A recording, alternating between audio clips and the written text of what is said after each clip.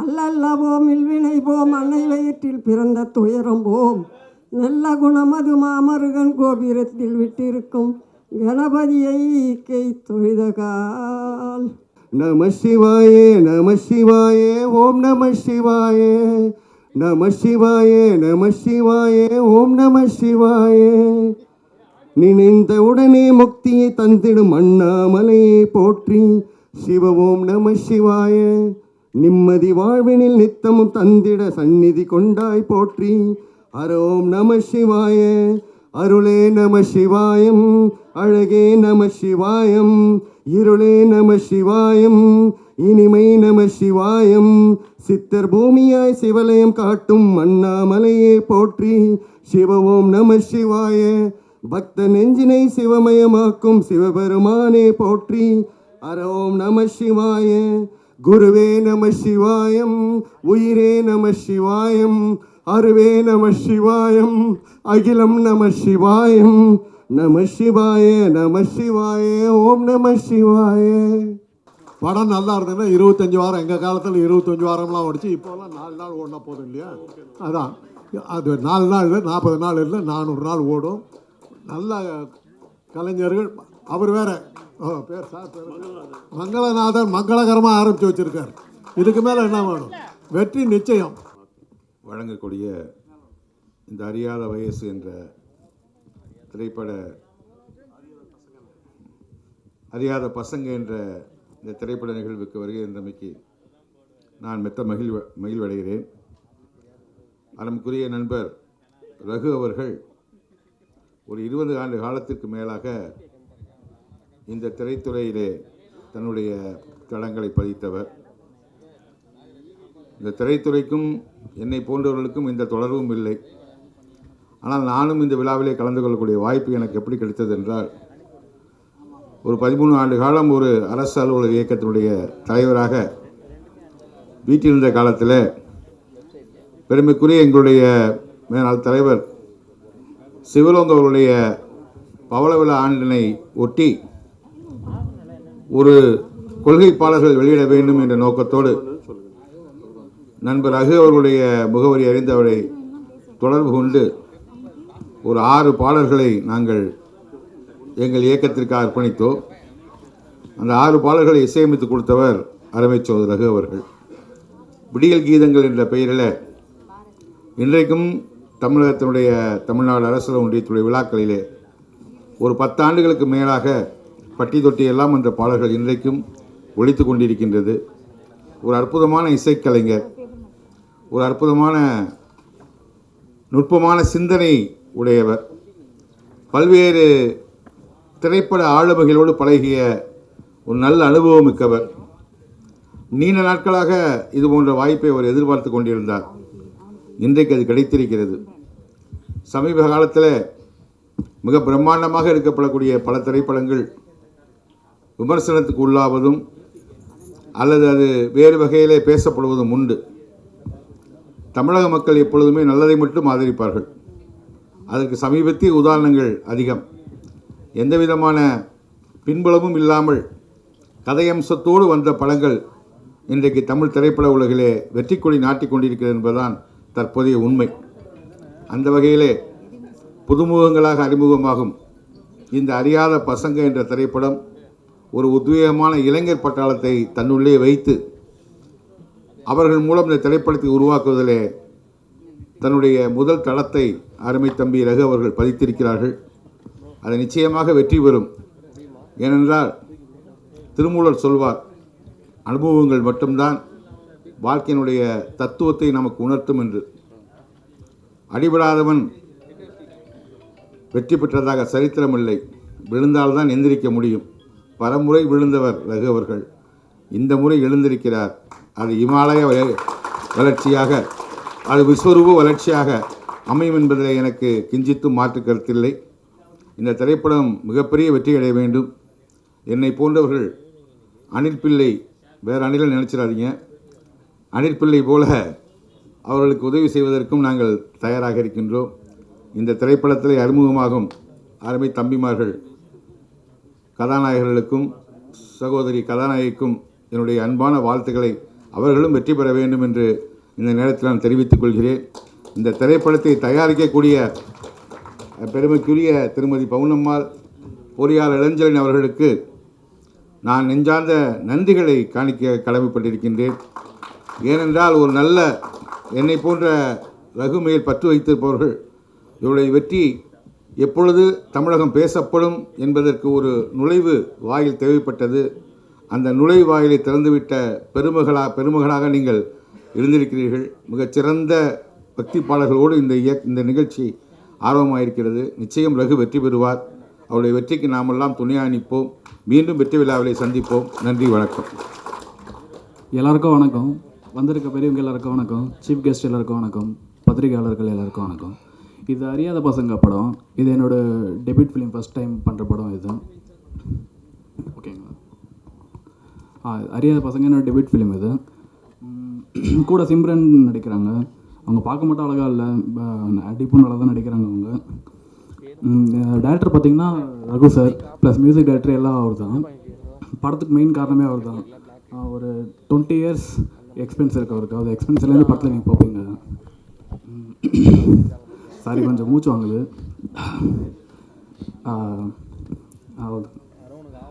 இளஞ்செல்லியன் சாருக்கு ரொம்ப நன்றி. அப்புறம் பேரண்ட்ஸ், அம்மா அப்பா எல்லாருக்கும் நன்றி. உங்கள் அழைப்பிற்கு நன்றி. இந்த அறியாத பசங்க இந்த பட துவக்க விழாவிற்கு வந்திருக்கக்கூடிய உங்கள் எல்லோரையும் வணங்கி வரவேற்கிறேன். நானும் பல திரைப்படங்களை இயக்கிய இயக்குனர் என்பது உங்களுக்கு தெரியும். இப்போது தொலைக்காட்சியில், கல்லூரிகளில் பேராசிரியராக பணியாற்றி கொண்டிருக்கிறேன். இந்த பெருமாள் ஃபிலிம்ஸ் அறியாத பசங்க, இதில் இந்த அறியாத பசங்க படத்திற்குள்ள இணைஞ்சிருக்கவங்க எல்லாமே அறிஞ்ச பசங்க. எல்லாம் அறிஞ்ச பசங்க ஒன்று அறியாத பசங்க மாதிரி நடிக்கிறதும் துடிக்கிறதும் அது சாதாரண விஷயம் இல்லை. எல்லாமே தெரிஞ்சவங்க தெரியாத மாதிரியே நடிக்கணும். நான் கூட தான் இப்போ தொலைக்காட்சிகளில் நிறைய பேர் பேட்டி கண்டுக்கிட்டு இருக்கேன். யாரை பேட்டி காண்றோனோ அவங்கள பற்றி எனக்கு எல்லாமே தெரியும், ஆனால் தெரியாத மாதிரியே கேட்கணும். அதுதான் தொழிலோடைய ரகசியம். இதில் இந்த விழாவிற்கு இதில் யாரெல்லாம் கான்ட்ரிபியூட் ஆகியிருக்காங்களோ அவங்க அத்தனை பேருக்கும் என்னுடைய வாழ்த்துக்களை தெரிவிச்சுக்கிறேன். ஆனால் அடிப்படையாக நான் இங்கே வந்ததுக்கு காரணம் என்னுடைய அருமை தம்பி, என் அருமை சகோதரர் MV ரகு, இசையமைப்பாளர். அந்த MV ரகுவை பார்க்கும்போதெல்லாம் நான் அடிக்கடி சொல்லுவேன் MSV ரகுனே சொல்லுவேன். ஏன்னா அவர் மெல்லிசை மாமன்னர் MSVயினுடைய முழுமையான பக்தர். அவர் ஹார்மோனிய பெட்டியை கை வச்சிட்டாருன்னு சொன்னால் நான் சொல்லுவேன், நான் MSVயினுடைய அருகிலே இருந்து வாழ்ந்தவன் தம்பி, உங்களுக்கு அவருடைய டச் அப்படியே இருக்குன்னு சொல்லுவேன். அது மாதிரி இசைத்துறையில் நல்ல அனுபவம் பெற்றவர். இப்போது கதை, திரைக்கதை, இசை, இயக்கம் என்று தன்னுடைய அடுத்தடுத்த செயல்பாடுகளில் ஈடுபட்டிருக்கிறார். அதிலும் முதன்முறையாக இயக்குகிறார். இவரையும் இவரோடு இணைந்தவர்களையும் நாம் மனதார வாழ்த்துவோம். இன்றைய திரையுலகம் எப்படி இருக்குன்னு உங்களுக்கு தெரியும். எப்படி பேசினாலும் சிக்கல். 1000 படம் 2000 படம் ரிலீஸ் ஆகி மட்டும்தான் படங்கள் ஓட்டப்பட்டு கொண்டிருக்கிறது. எந்த படமும் ஓடுறதில்லை, எந்த படமும் வெற்றி பெறுவதில்லை. எல்லா படத்தையும் வெற்றி பெற வச்சுக்கிட்டு இருக்காங்க. ஆனால் எந்த சூழ்நிலையிலும் என்றைக்கும் ஒரு உண்மையான ரகசியம் என்னவென்றால், உண்மையிலே நல்ல படம் எல்லா தடைகளையும் தாண்டி ஓடிக்கொண்டுதான் இருக்கிறது. அதுதான் மக்களின் அடிப்படையான உண்மையான ரசனை. அந்த வகையில் இந்த அறியாத பசங்க எல்லோரும் அறியும் வண்ணம், இங்கே ஒரு பெரியவர் வந்து வாழ்த்தினார, அது மாதிரி எல்லோரும் அறியும் வண்ணம் மாபெரும் வெற்றி பெற உங்களோடு இணைந்து கொண்டு நானும் வாழ்த்துகிறேன். நன்றி, வணக்கம். பட பூஜைக்கு வந்திருக்கின்ற ரசிக பெருமக்களையும் இதில் கலந்து கொண்டிருக்கின்ற தொழில்நுட்ப வல்லுநர்களையும், முதலில் இசையமைப்பாளராக இருந்து டைரக்டராக அறிமுகமாகும் என் அருமை சகோதரன் ரகு அவர்களை பாராட்டுவதற்காக இங்கே நான் வந்திருக்கிறேன். என்னை அறிமுகப்படுத்தும் போது அரசியல் தவிர அத்தனையும் பேசுவார் என்று சொன்னார். நான் எந்த மேடையில் எதை பேச வேண்டும் என்று எதையெல்லாம் பேசக்கூடாது என்றும் நான் வணங்குகின்ற ஒரு 20 ஆண்டு காலம் பழகிய காவியத் தலைவர் டாக்டர் சிவாஜி கணேசன் அவர்களின் வளர்ப்பு பிள்ளை என்பதில் இந்த மேடையில் அறிவிப்பதில் பெருமைப்படுகிறேன். ஆகவே இந்த விழாவிற்கு அழைப்பதற்கு முந்தா நாள் இரவு ஒரு 11:24 இருக்கும்னு நினைக்கிறேன். அவருக்கு எனக்கு மெசேஜ் போடும்போது நான் எப்போவுமே 10 மணிக்கு ஃபோன் ஆஃப் பண்ணுற ஆள். ஏன்னா திட்டுறவன் தான் நிறைய பேர் எனக்கு ஃபோன் பண்ணுவோம். நான் அதெல்லாம் வாங்கி அந்த திட்டுற ஃபோனெல்லாம் வச்சுக்கிட்டு எனக்கு எப்போ நேரம் ஃப்ரீயாக இருக்கோ அப்போ நான் ஃபோன் பண்ணி அவங்கள கலாய்க்கிறது என்னோடய பழக்கம். அன்றைக்கி அது மாதிரி குறிப்பு எடுத்துகிட்டு இருக்கும்போது தான் ரகு ஃபோன் பண்ணி என்ன சொன்னார். இதுக்கு முன்னாடி அவரை நேரிலேயோ இல்லை அறிமுகமோ எனக்கு அவர் நிச்சயம் கிடையாது.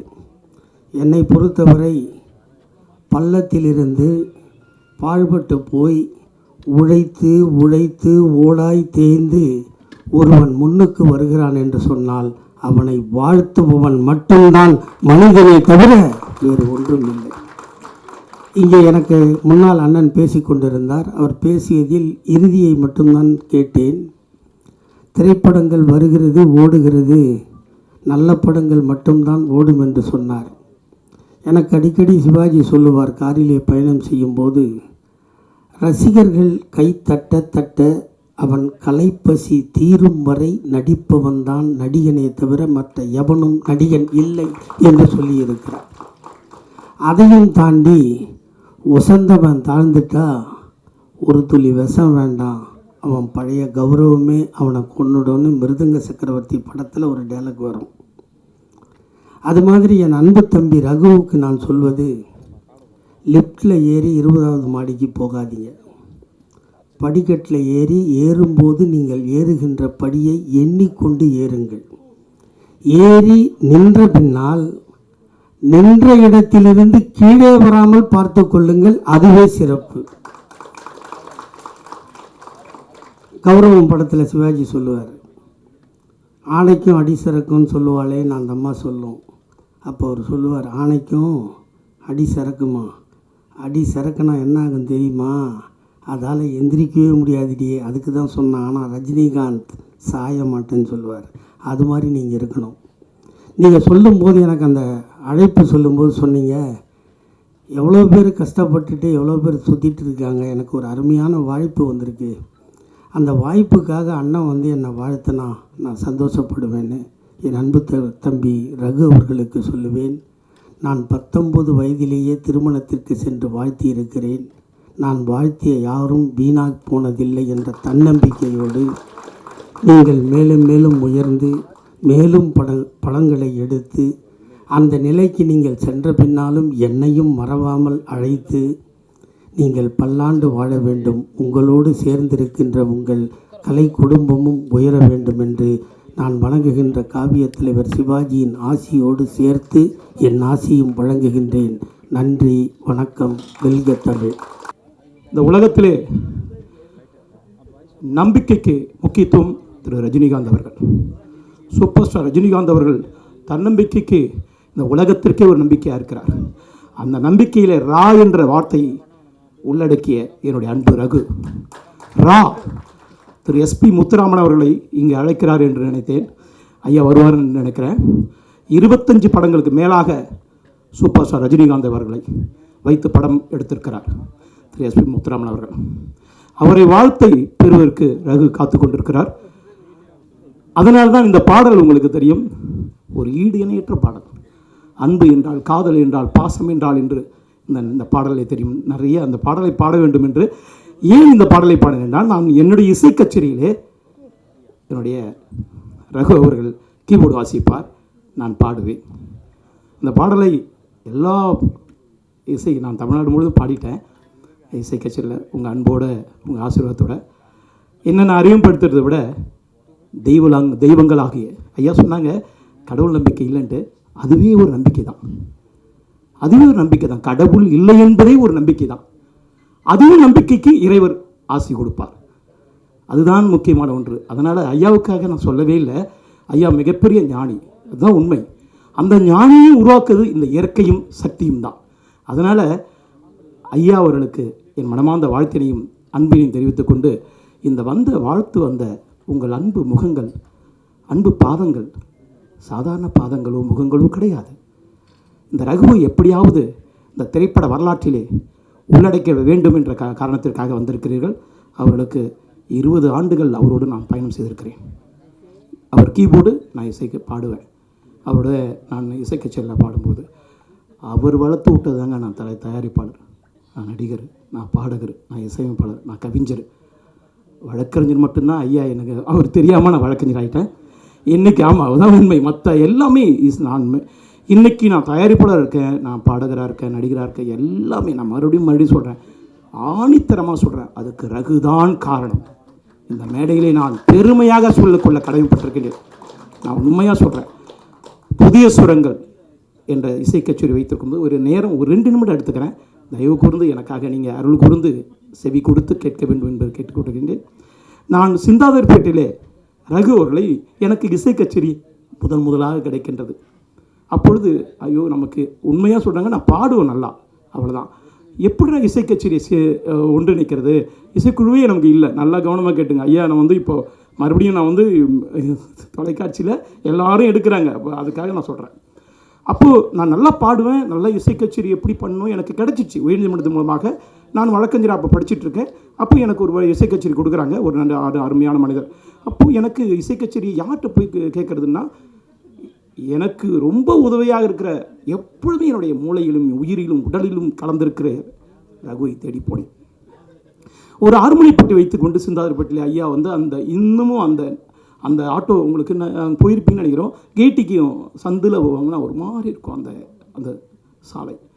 அப்போ திக்கற்றவுக்கு தெய்வமே துணை என்பது போல ஐயாவை போய் பார்த்தேன்.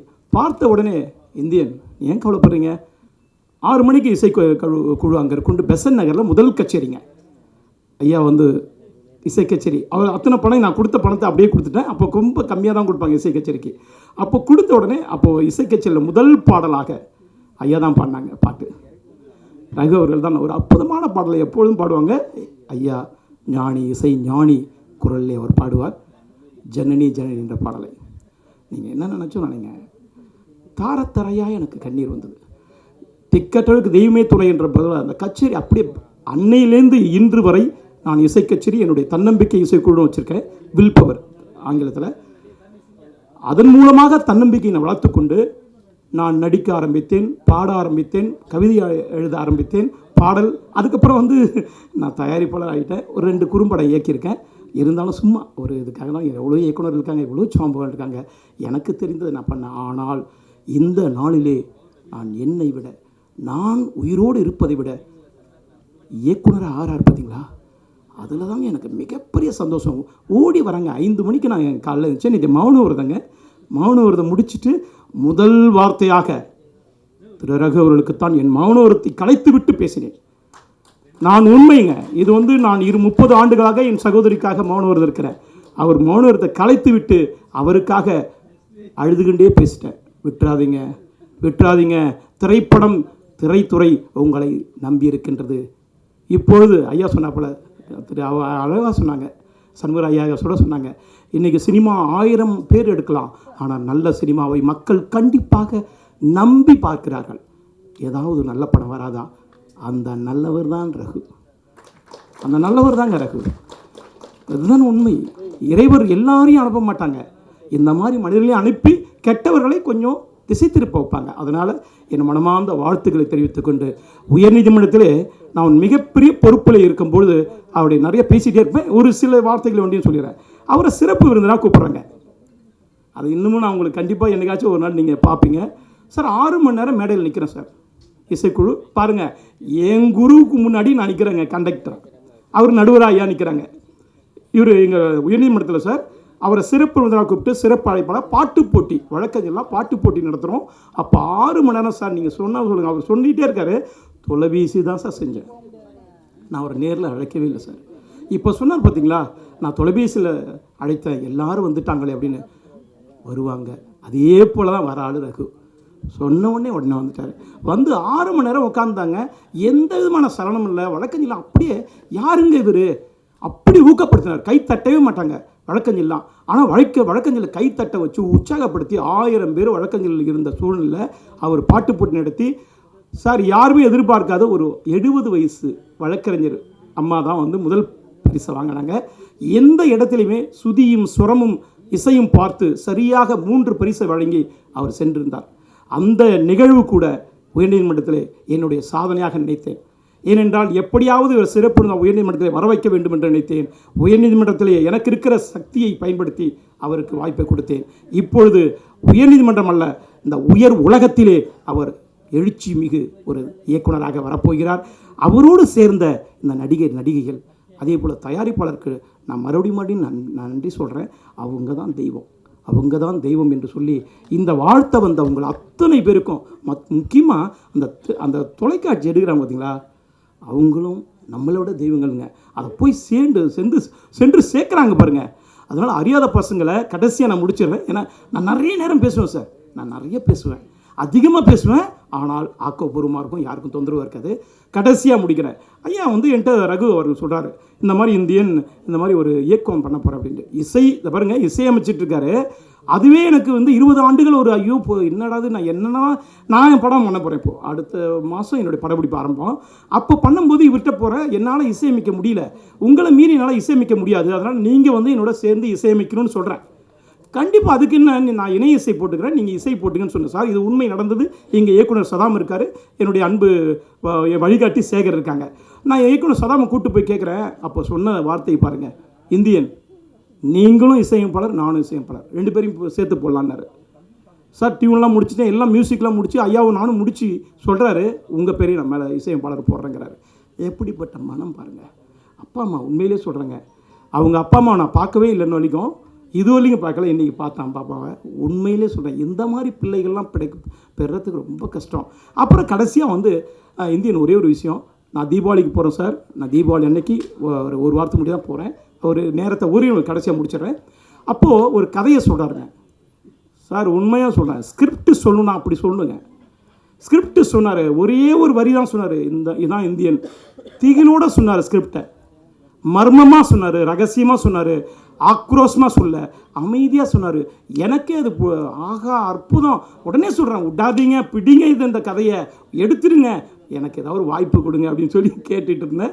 இந்த வாய்ப்பை இந்த மேடையில் கொடுத்ததற்காக எல்லாம் வல்ல இறைவருக்கும் உங்களுக்கும் தாய் தந்தைக்கும் உங்கள் அத்துணை கண்களுக்கும் அந்த நன்றியை தெரிவித்துக் கொண்டு, வாழ்க நீங்கள், வளர்க இந்த கலைத்துறை என்று சொல்லி விடைபெறுகிறேன். நன்றி, வணக்கம். இந்தியனாக. Good morning, all of you. It's a nice time to see all of you. First time in the film industry. Although I have seen lot of films, I am a first rank student. Plus, I have seen plenty of movies and songs and things in my whole life. When I studied in Coimbatore also, நான் பார்க்காத படமே கிடையாது. Second show பார்த்துட்டு லாரியில் 1:30 மணிக்கு ஏறி college hostel வாபஸ் வரும்.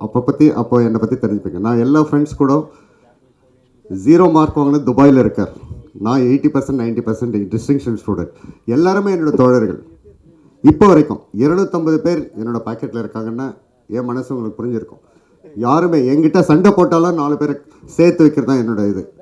அதே மாதிரி இருக்கிறவர் எம்இ ரகு அவர்கள், அவரை பார்த்து பேசும்போதே முடிவு பண்ணிவிட்டேன். இன்னொன்று திருமதி பாரதி பாபு, அவங்க 2 பேர் வந்து என்னை நுழைச்சி அவங்களோட என்ன சொல்கிறது, அந்த பாசப்பிணைப்போட ஒரு சொந்த குடும்பத்தில் இருக்கிறவங்க மாதிரி இணைச்சதுனால நமக்கு ஒரு இந்த ட்ரையாங்குலர் டீம் கிடச்சி நான் மனசுக்குள்ளே சந்தோஷப்பட்டேன். இன்னொன்று வந்து நான் முக்கியமாக பாட காரணம் திருமதி சாந்தி கண்ணன் ட்ரிச்சியில் எம்எஸ்கே ஸ்டூடியோஸ் வச்சுருக்காங்க. அவங்க எங்களோட க்ளோஸ் ஃப்ரெண்ட்.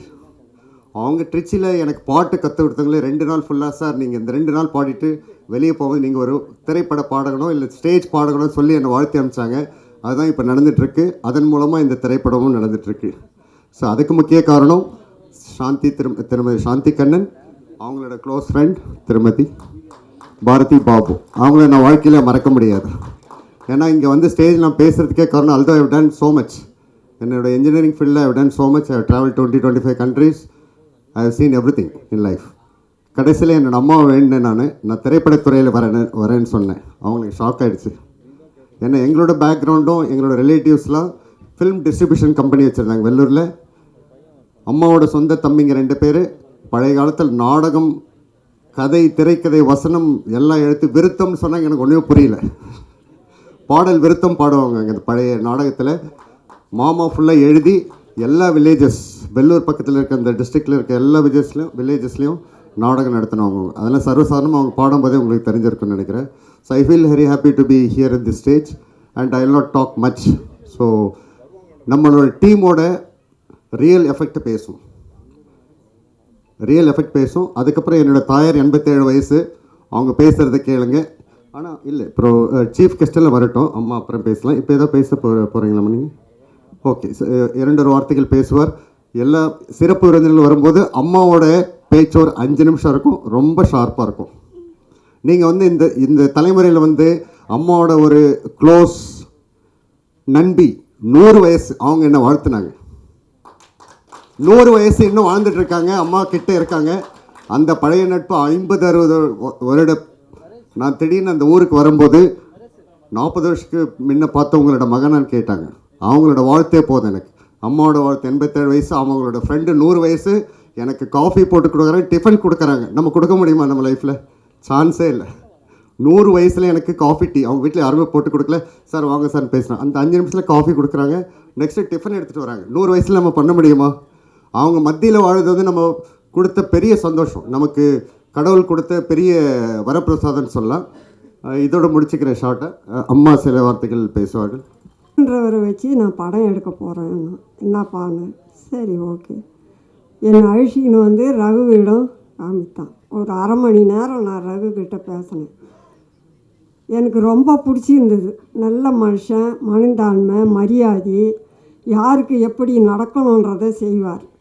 இவனை வந்து பழப்படுத்துறது வந்து ஒரு பாடலை, ஒரு படத்தில் 3 பாட்டு பாடி அதை வந்து சேர்த்து வச்சவர் பாரதி. அறிமுகம் படுத்துறது ரகுக்கு பாரதி. அந்த மூலயமா என் பிள்ளை முன்னுக்கு வந்தான். இதுக்கு மேலேயும் ரகு நான் ஒரு மனுஷனாக நினைக்கிறேன். எனக்கு 3 பிள்ளை, engineer, doctor, auditor, chartered account எல்லாமே. நான் ஒரு போலீஸ் அதிகாரியோட மனைவி. எனக்கு வயசு வந்து 87. சில பாடல்கள்லாம் பாடுவேன், இப்போ என்னால் முடியல. அதனால ரகு நல்ல மனுஷன், நல்ல குணம். அன்றைக்கே சொல்லிட்டேன், என் 3 பிள்ளையோட நீ ஒரு பிள்ளை. உன்னை என்ன முன்னுக்கு வர வைக்கணுமோ வைக்கிறேன், நானே வைக்கிறேன். உனக்கு ஒரு படம் எழுதி காட்டுறேன், அதை நீ படம் நடி அப்படின்னு சொல்லி ரகு எனக்கு ரொம்ப பிடிச்சி போச்சு, ரொம்ப அன்பாக போச்சு. இதுக்கு மேலே அவர் படத்தை நடத்தி நல்ல பேர் வாங்கினா அடுத்தது அவருக்கு விமோசனம் உண்டு. நல்ல முறையில் நடக்கணும். ஆண்டவனை கூப்பிடுறேன். எல்லாருக்கும் வணக்கம். ப்ரெஸ் பீப்புள், மீடியா வந்திருக்கிற எல்லாருக்கும் வணக்கம். இது என்னோடய ஃபஸ்ட் ஃபிலிம். இது இப்போ கேட்குதா? சரி. ஸோ ஃபஸ்ட்டு ஸ்டேஜ்ன்றதால கொஞ்சம் நர்வஸ்னஸ் இருக்குது. போக போக சரியாயிடும்னு நினைக்கிறேன். அறியாத பசங்க படத்தில் என்னை சூஸ் பண்ணதுக்கு தேங்க்ஸ். ரகு சார் தான் நான் தேங்க்ஸ் சொல்லணும். அப்புறம் எங்கள் அப்பா அம்மா, என் ஒய்ஃபு, என் தம்பி எல்லாருக்கும் தேங்க்ஸ் சொல்கிறேன். படம் கண்டிப்பாக நல்லபடியாக வரும். எல்லா படத்தையுமே நீங்கள் ஆதரிக்கிற மாதிரி எங்களுக்கும் ஆதரவு தெரியுங்க. தேங்க்ஸ். அப்புறம் இளஞ்செழியன் சாருக்கு நன்றி, ப்ரொடியூசர்ஸ்க்கு நன்றி, எங்களோட கேஸ்ட் அண்ட் க்ரூக்கு எல்லாருக்குமே நன்றி. நான் படம் முடிஞ்சதுக்கப்புறம் எப்படி வந்திருக்குன்னு சொல்லிட்டு நான் பேசுகிறேன். தேங்க்ஸ். வணக்கம், எல்லோரும் எப்படி இருக்கீங்க? ஓகே. ஸோ ரொம்ப தேங்க்ஸ் வந்ததுக்கு நம்ம படம் பூஜைக்கு. அண்ட் ரொம்ப எக்ஸைட்டடாக இருக்குது இந்த மூவியில் ஒர்க் பண்ணுறதுக்கு. நல்ல டீம் கிடச்சிருக்காங்க. ஸோ ரொம்ப ஹாப்பியாக இருக்குது. So thank you so much. Hello, எல்லாருக்கும் வணக்கம். ஆக்சுவலி நல்ல டீம். புதுசாக நான் ஆக்சுவலி தமிழ் இண்டஸ்ட்ரிக்கு புதுசு. ஆக்சுவலி இது என்னோடய ஃபஸ்ட் மூவி. ஸோ நல்லா பண்ணணும், நல்லபடியாக ரீச் ஆகணும்னு இருக்குது. உங்கள் எல்லோரும் சப்போர்ட் அண்ட் நல்ல டீம். ஆமாம், எனக்கு கொஞ்சம் நர்வஸாக இருக்குது. லைக் ஃபஸ்ட்டு ஸ்பீச் மூவி இண்டஸ்ட்ரியில் stage speech actually. Thank you so much. மற்றும் தோழர்கள் அனைவருக்கும் எங்கள் பௌர்ணமால் கிருஷ்ண சார்பாக மனமார்ந்த நன்றி தெரிவிக்கிறேன். மீடியா நண்பர்களுக்கும் எங்களது நன்றி. இந்த படம் வந்து ரொம்ப ஒரு அருமையான கதை அம்சத்தோடு உருவாகிட்டு இருக்கு. நண்பர் ரகு அவர்கள் ஒரு நாட்டு சொல்லி பிரமாதம் பண்ணியிருக்காரு. அதை சொல்லி தான் வந்து ப்ரொடியூசர் சாரை வந்து ரொம்ப இம்ப்ரெஸ் பண்ணியிருக்காங்க. ரொம்ப அருமையான ஒரு கதை அம்சம். 5 பாடல்களோடு இந்த படம் தயாராகி கொண்டிருக்கிறது. விரைவில் இந்த படத்தோட பாடல்கள் வந்து பதிவாக போகுது. ரொம்ப சிறப்பாக வந்திருக்கு. எனக்கு ரகு வந்து ஒரு 35 வயது நண்பர். என்ன சொல்லணும் அங்கேயா ஃபோனில் அவர் சொல்கிறது எனக்கு என்ன சொல்லுங்கள் சார், நான் சொல்லிட்டு தான் எனக்கு திரும்ப என்ன கேட்குறது. எனக்கு ரகு அவர்கள் வந்து எனக்கு 35 வருட நண்பர். அவர் 2 பேரும் ஒரே ஏரியா சிந்தாரிப்பட்டி சேர்ந்தவர்கள். 2 பேரும் ஒரே பள்ளியில் படித்தோம். ஒரே குரு, ஒரே மாதிரி ஆர்கெஸ்ட்ரா ஆரம்பித்து குறைஞ்சபட்சம் 20 வருடம் நான் அவரோட இணைஞ்சு பணியாற்றிருக்கேன். இப்போ நாங்கள் தனித்தனியாக பண்ணிகிட்ருக்கோம். இப்போ அவரோட இணை இயக்குனராக டைரக்டராக வந்து இந்த படத்தில் வந்து ஒர்க் பண்ணுறேன். ரொம்ப சந்தோஷமாக இருக்குது. பால்ய நண்பர்கள் இருவரும் சேர்ந்து பண்ணுறோம். எங்கள் 2 பேருக்குள்ள எந்த விதமான ஈகோவும் கிடையாது. இங்கே நாங்கள் சாரை சொல்லிக்கிட்டாலும் அவர் என்னை திட்டுறதுக்கோ இல்லை நான் ஒரு கேள்வி கேட்குறதுக்கோ வந்து 2 பேருக்கும் முழுமையான உரிமை உண்டு. ஏன்னா ரொம்ப அவ்வளோ 2 பேரும் ரொம்ப க்ளோஸ் ஃப்ரெண்ட்ஸ். இந்த படத்தில் வந்து எனக்கு ஒரு இணை இயக்குனர் அவர் என்னை அறிமுகப்படுத்துறதுக்கு ரொம்ப சந்தோஷமாக இருக்குது. இந்த படம் வந்து நல்லா வெற்றி அடையணும் என்று ஆண்டவனை பார்த்துக்கிறேன். பவுனம்மாள் அவர்கள் வந்து மேலும் நிறைய படங்கள் வந்து ரகு சாருக்கு கொடுக்கணும். அவர் வந்து இதே போல் நிறைய படங்களை பண்ணணும் என்று வேண்டிக் கொள்கிறேன். மீடியா நண்பருக்கு நன்றி. வணக்கம். எல்லோருக்கும் வணக்கம். ரகு சார் என்னுடைய நீண்ட கால நண்பர். அவருக்கு இசையிலிருந்து இயக்கத்துக்கு மாறி இருக்கார். இயக்கம் நல்ல ஒரு ஸ்கிரிப்டை சொன்னார் என்கிட்ட. நல்லா இருந்துச்சு சார், பண்ணலாம் அப்படின்னு பேசிகிட்டு இருந்தோம். அவர் சடனாக எல்லா ஏற்பாடும் பண்ணிவிட்டு, சார் நம்ம ஆடியோ லான்ச் பண்ணுறோம், பட பூஜை பண்ணுறோம், முடிச்சுட்டு சீக்கிரம் ஷூட்டிங் ஆரம்பிக்கணும் அப்படின்னாரு. ஸோ கதை நல்லாயிருக்கு. கதையை கேட்டு நல்லா இம்ப்ரெஸ் ஆகியிருக்கேன். அதனால் வெகு விரைவில் ஷூட்டிங் பண்ணி மிக நல்ல பிரம்மாண்டமாக பண்ணிவிட்டு அதுக்கப்புறம் அடுத்து ஆடியோ லான்ச்சில் உங்கள் எல்லோரும் மீட் பண்ணணும்னு ஆசைப்பட்றேன். படம் நல்லபடியாக வர உங்களுடைய வாழ்த்துக்களையும் எல்லாருடைய அன்பையும் ஆதரவு எதிர்பார்க்குறேன். படத்தில் வாய்ப்பு கொடுத்த இயக்குநருக்கும் ப்ரொடியூசர்களுக்கும் ரொம்ப நன்றி சொல்லிச்சு. அனைவருக்கும் இனிய காலை வணக்கம். ரொம்ப மகிழ்ச்சியான தருணம். ஒவ்வொரு படம் பூஜை போடும்போதும் இந்த மாதிரி கலைஞர்களுக்கு, வளர்ந்து வர்றவங்களுக்கு, புதுமுகங்களுக்கு எல்லாத்துக்குமே வந்து ஒரு மிகப்பெரிய ஒரு மனசில் ஒரு உந்துதலை ஏற்படுத்தக்கூடிய ஒரு விஷயந்தான் பட பூஜை அப்படிங்கிறது. பட பூஜைக்கு வர கூட்டம் மாதிரியே படத்துக்கும் வந்தால் எல்லா படங்களுமே வந்து சிறப்பாக இருக்கும், சினிமாவும் நல்லாயிருக்கும் அப்படிங்கிறது தான் எல்லோருடைய எண்ணமும். பத்திரிகை துறை நண்பர்கள், ஊடக நண்பர்கள் அனைத்து பேருக்குமே வந்து இதில் வந்து முக்கியமான பங்களிப்பு அவங்க தான். சின்ன படங்கள் எல்லாமே வந்து வெளியில் கொண்டு போய் சேர்க்குற ஒரு மிகப்பெரிய ஒரு பொறுப்பை இன்றைக்கி செஞ்சிட்ருக்காங்க. ஸோ அவங்களுக்கு என்னுடைய மனமார்ந்த நன்றியை தெரிவிச்சுக்கிறேன். அறியாத பசங்க அப்படின்னு ஒரு டைட்டிலு. ஆனால் இந்த காலத்தில் டைனோசர் என்ன மாதிரி அறியாத பசங்க யாருமே இல்லை, எல்லாம் அறிஞ்ச பசங்க தான் இருக்காங்க. பட் சில விஷயங்களை அறியாத பசங்க அப்படின்னு சொல்லி ஒரு விஷயத்தை வந்து இயக்குனர் இதில் வந்து சொல்ல வராதுன்னு நினைக்கிறேன். இப்போ தயாரிப்பாளர்களுக்கும் வந்து என்னுடைய நன்றியை தெரிவிச்சுக்கிறேன். ஏன்னா புதுமையான முயற்சிகள், புதுமையான படங்கள், நல்ல கதையம்சம் கொண்ட விஷயங்கள்லாம் வந்து பெரிய இயக்குனர், பெரிய கம்பெனிகள்லாம் போக முடியாது. பெரிய கம்பெனிலாம் ஒன்றும் இல்லை அப்படி பெரிய, ஏன்னா அவங்களுக்குன்னா ஒரு ஆர்டிஸ்ட் அவங்களுக்குலாம் ஒரே ஒரு ரேஞ்சில் வச்சுருப்பாங்க. இந்த மாதிரி தயாரிப்பாளர்களால் தான் வந்து நிறைய புதிய இயக்குநர்கள்லாம் அறிமுகமாகறாங்க. அதனால் வந்து இயக்குனருக்கும் தயாரிப்பாளருக்கும் என்னுடைய அன்பான வாழ்த்துக்களை தெரிவிச்சுக்கிறேன். இதில் நடிக்க போகிற ஹீரோ, ஹீரோயின், அப்புறம் துணை நடிகர்கள், மற்ற நடிகர்கள் எல்லாத்துக்குமே என்னுடைய வாழ்த்துக்கள். ஒரு விஷயம் வந்து எப்போவுமே அடிக்கடி திரும்ப எல்லா மேடைகளையும் சொல்லிகிட்டு இருக்கிறது தான், எல்லா பெரிய ஜாம்பவான்கள்லாம் பேசுகிற ஒரு விஷயந்தான். சின்ன படங்களுக்கு தேட்டர் கிடைக்கிறதில்ல. அதனால் வந்து குறைஞ்சபட்சம் இந்த படங்கள் பெரிய படங்கள் ரிலீஸ் ஆகும்போது சின்ன படங்களுக்கும் வந்து தேட்டர் கொடுக்கணும் அப்படின்னு சொல்லி நிறைய பேர் தயாரிப்பாளர் சங்கம்னு ஒன்று இருந்தால் பரவாயில்ல. இப்போ ஏகப்பட்ட தயாரிப்பாளர் சங்கம்லாம் இருக்குது. அவங்க எல்லாமே சேர்ந்து முடிவு பண்ணால், ஏன்னா சினிமாக்காரன் தான் காப்பாற்ற முடியும். வெளியிருந்து யாரும் வந்து செய்ய மாட்டாங்க, பொதுமக்கள் வந்து செய்ய மாட்டாங்க. திரையில் நம்ம ரசிக்கிற மாதிரியே இருக்கிறவங்க நேர்லையோ இல்லை பொது இடங்கள்லையோ ஏதாவது ஒரு சின்ன மிஸ்டேக் பண்ணால் கூட எவ்வளோ கழுவி ஊற்றுவாங்க அப்படிங்கிறத நம்ம கண் கூட பார்த்துட்டு தான் இருக்கோம். அதனால் சினிமாக்காரங்களை காப்பாற்றுறது சினிமாக்காரங்களால் தான் முடியும். ஸோ இந்த படம் மிகப்பெரிய அளவில் வெற்றி பெறணும் அப்படின்னு உங்கள் எல்லா சார்பாகவும் கேட்டுக்கிறேன், இறைவனை வேண்டிக்கிறேன். நன்றி, வணக்கம். சென்னை தான், ஒரு பைபால் சென்னை தான். பேசிக்கலி ஒரு எம்காம் பட்டதாரி. கைத்தட்டலாங்க.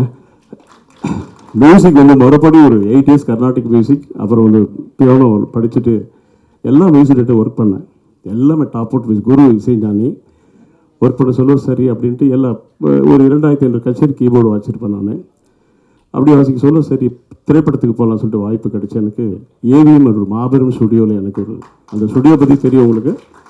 அந்த ஸ்டுடியோவில் எனக்கு சரவணன் சாரும் முருகன் சார் எனக்கு ஒரு ஆஃபீஸ் கொடுத்தாங்க. கொடுத்த உடனே சரி அங்கே பயணிச்சிருந்தேன். நிறைய இசையமைப்பாளர்களுக்கு நான் நோட்ஸ் எல்லாம் கொடுத்துட்டு வந்தேன். ஒரு நல்ல ஸ்கிரிப்ட் ஒன்று வச்சுருந்தேன். லேட்டஸ்ட் வெர்ஷனில் ஒரு ஸ்கிரிப்ட் வச்சுருந்தேன். சரி படம் பண்ணலாம் அப்படின்னு சொல்லிட்டு வாய்ப்பு வர சொல்ல இளஞ்செழியனும் பவுனம்மாள் பாரதியும் வாழ்க்கையில் மறக்க முடியாது, நீ பண்ணு அப்படின்னாங்க. நான் கதை சொன்னோடனே ஓகே நல்லா இருக்குது ஸ்கிரிப்ட், நீ பண்ணு. அப்புறம் எல்லாரையும் கன்சல்ட் பண்ணேன். 20 years எக்ஸ்பீரியன்ஸ், நீ பண்ணதை யார் பண்ண போகிறா அப்படின்னு சொல்லிட்டு அந்த ஸ்கிரிப்ட் முன்னணி நடிச்சு நிறைய பேர் நடிக்கிறாங்க அதில் என்னுடைய இதுட்டு. சரி பண்ண சொல்லி ஒரே ஷெட்யூலில் போகிறோம். லொக்கேஷன் கடலூர், பொள்ளாச்சி, பாண்டிச்சேரி. நிறைய ஃப்ரெண்ட்ஸ் எனக்கு நிறைய ஹெல்ப் பண்ணுறாங்க. அப்புறம் டெக்னீஷியன் எல்லாமே எனக்கு ஹெல்ப் பண்ணுறாங்க. இதில் ஒரு முக்கியமான சுகி பாய் நான் வந்துட்டோடனே சரி ஃபோட்டோ ஷூட் எல்லாமே எடுத்தோடனே கேரக்டர் நல்லா செட் ஆகிடுச்சு. சரி இது எப்படி கேரக்டர் செட்டாக வீட்டுக்கு போனேன். ஆக்சுவலி என்னோடய கார் ஒரு 5 நாளாக மெக்கானிக் ஷெட்டில் இருக்குது. இந்த சுகி பாய் ஃபோட்டோ எடுத்து போய் என்ன செஞ்சேன், வீட்டில் எங்கள் அம்மா டிவி பார்த்துருந்தாங்க, எடுத்து போய் காமிச்சேன். அட பாவி உனக்கு ஏன்னா இந்த வேலை சாப்பாடு போகிற வேலைக்கு வந்துட்டியாடா, நீ நல்லா வச்சுருக்கிறேன்டா. நான் ஒன்று ஷாக், அது வேறு ஒன்றும் இல்லை. என் ஒய்ஃப் அங்கேருந்து ஓடியாந்தா, மாமா ஏவிஎம் முடிச்சுட்டு பார்ட் டைமில் சுகி ஓட்டுறியா? அப்போது இந்த கேரக்டர் செட் ஆகிடுச்சு. பாக்கியராஜர் சொல்லுவார், அந்த கேரக்டர் செட் ஆகிடுச்சு. ஸோ ஃபுல் ட்ராவல், அதாவது இன்றைக்கி இளைஞர்கள் தட்டு தடுமாறி போகிறாங்க. அது 2 ஹீரோயின் திருத்துறா. இதாங்க மற்றவங்க பெரியவங்க சொல்லாத ஒரு கான்செப்டாக நம்ம சொல்லவே போகிறதில்ல, ஒன்றுமே கிடையாது. புரியுதுங்களா? இங்கே டாக்டர் காந்தராஜ் உட்காந்துருக்காங்களே, எம்கேடியில் பார்த்தவர் கைத்தட்டுங்க. டாக்டர் தியாகராஜ பழக்கம் இல்லை டாக்டர். அவர் வீட்டுக்கு தியாகராஜ் வருவார். புருஷத்தில்லர் வீட்டில் ஒரு செல்ல பையன். அவர் முன்னாள் சபாநாயகர் ராசாராம் அவரோட தம்பி. அவர் முத்தமிழ் கலைஞர்களுக்கு ரொம்ப பிரியமானவர். மகேஷனை தன்னோட உழைப்பால் இந்த இடத்துக்கு வந்தவங்க. கைத்தட்டலாம் சார். தன்னோட உழைப்பால் ஒரு சென்னை மாநகர துணை மேயர்னா அது இப்போ பாருங்கள் மழை வருது. இப்போ அவருக்கு நிறைய டென்ஷன். இப்போது டிசம்பர் மாதம் காலையில் 5 மணிக்கு கார் எடுத்தார்னா நைட்டு 12 மணி வரைக்கும் அண்ணே இங்கே தண்ணி தேங்கிச்சு, இங்கே தண்ணி தேங்கிச்சு, இங்கே எவ்வளோ பிரச்சனை பாருங்கள். கண்டிப்பாக கைத்தட்டினாங்க. என்னங்க நீங்கள் சார், அதாவது சென்னை மாநகரம் சார், பின்கோடு எதில் 1லேருந்து 132 வரைக்கும் இருக்குது சார். அப் டு சிங்கப்பெருமாள் கோயில் வரைக்கும் ஹோல் சென்னை மாநகர துணை மேயர் சார். கொஞ்சம் நினச்சி பாருங்கள் நீங்கள் எவ்வளோ டென்ஷன் இருக்கும். இருங்கண்ணா கொஞ்சம் இருங்கண்ணா. அந்த மாதிரி ஒரு மனிதர் இங்கே வந்திருக்காங்க. இங்கே மேடைக்கு மகேஷன் அவரை அழைத்து ஒரு சில வார்த்தைகளை பேசி மரியாதை பண்ணுமாறு கேட்டுக்கொள்ளும். அனைவருக்கும் வணக்கம். மதிப்புக்குரிய அண்ணன் டாக்டர் காந்தராஜ் வந்திருக்காங்க. நண்பர் அனைவருக்கும் என்னுடைய வணக்கங்கள். எனக்கு ஒரே அருமை நண்பர் எம்இ ரகு நீண்ட காலமாக, அதுவும் என்னோடய உறவினர் வேறு, நீண்ட காலமாக அவர் அறிவேன். இசைத்துறையிலிருந்து அடுத்த கட்டமாக அடுத்த ஒரு படி எடுத்து வைக்கின்றார். இன்றைக்கு இயக்குனர் பொறுப்பில். நான் கூட நேற்றைய தினம் அவர் என்னுடைய தொலைபேசி வாட்ஸ்அப்பில் அனுப்பிச்சார். என்னுடைய இன்விடேஷனை பார்க்கும்போது அவர் சொன்ன மாதிரி தான் அந்த ஸ்விக்கி போர்ட்டலில் உட்காந்து பார்த்துடும். அப்படியே ஒரு கடை அப்படியே ஷாக்காக ஆகிடுச்சு. ஓ, தயாரிப்பு இயக்கம் மட்டும் இல்லாமல் நடிப்பு துறையில் கால் பதிக்கிறார் போல இருக்கு. வாழ்க வாழ்க. அப்படி இன்னைக்கு காலையில் என்னுடைய மனைவி வழி உறவினர் அவர். மனைவியிடம் சொல்லிவிட்டு இந்த மாதிரி உங்களுடைய உறவினருடைய அழைப்பை தட்ட முடியாது, அவருடைய வாழ்த்துக்களை அவருக்கு தெரிவித்து விட்டு வருகிறேன் என்று சொன்னேன். ஆனால் இன்னொரு நிகழ்ச்சிக்கு என்னுடைய மனைவி செல்ல வேண்டிய, நானும் என்னுடைய மனைவியும் செல்ல வேண்டிய சூழல். சரி, நான் இந்த நிகழ்ச்சிக்கு போகின்றேன் என்று சொல்லிவிட்டு வரும்போது அவருக்கு என்னுடைய வாழ்த்துக்களை தெரிவிச்சிடுங்க. ஏன்னா அவர் முதல்படியாக ரொம்ப நாள் நீண்ட நாள் இசைத்துறையில் இருந்துட்டு முதல் தடவையாக அவர் இயக்கத்துறையிலும் நடிப்புத்துறையிலும் கால் பதிக்கிறார். அவருக்கு என்னுடைய வாழ்த்துக்கள். நல்ல சிந்தனை உள்ளவர். கைத்தட்டலாம் வாடாங்க.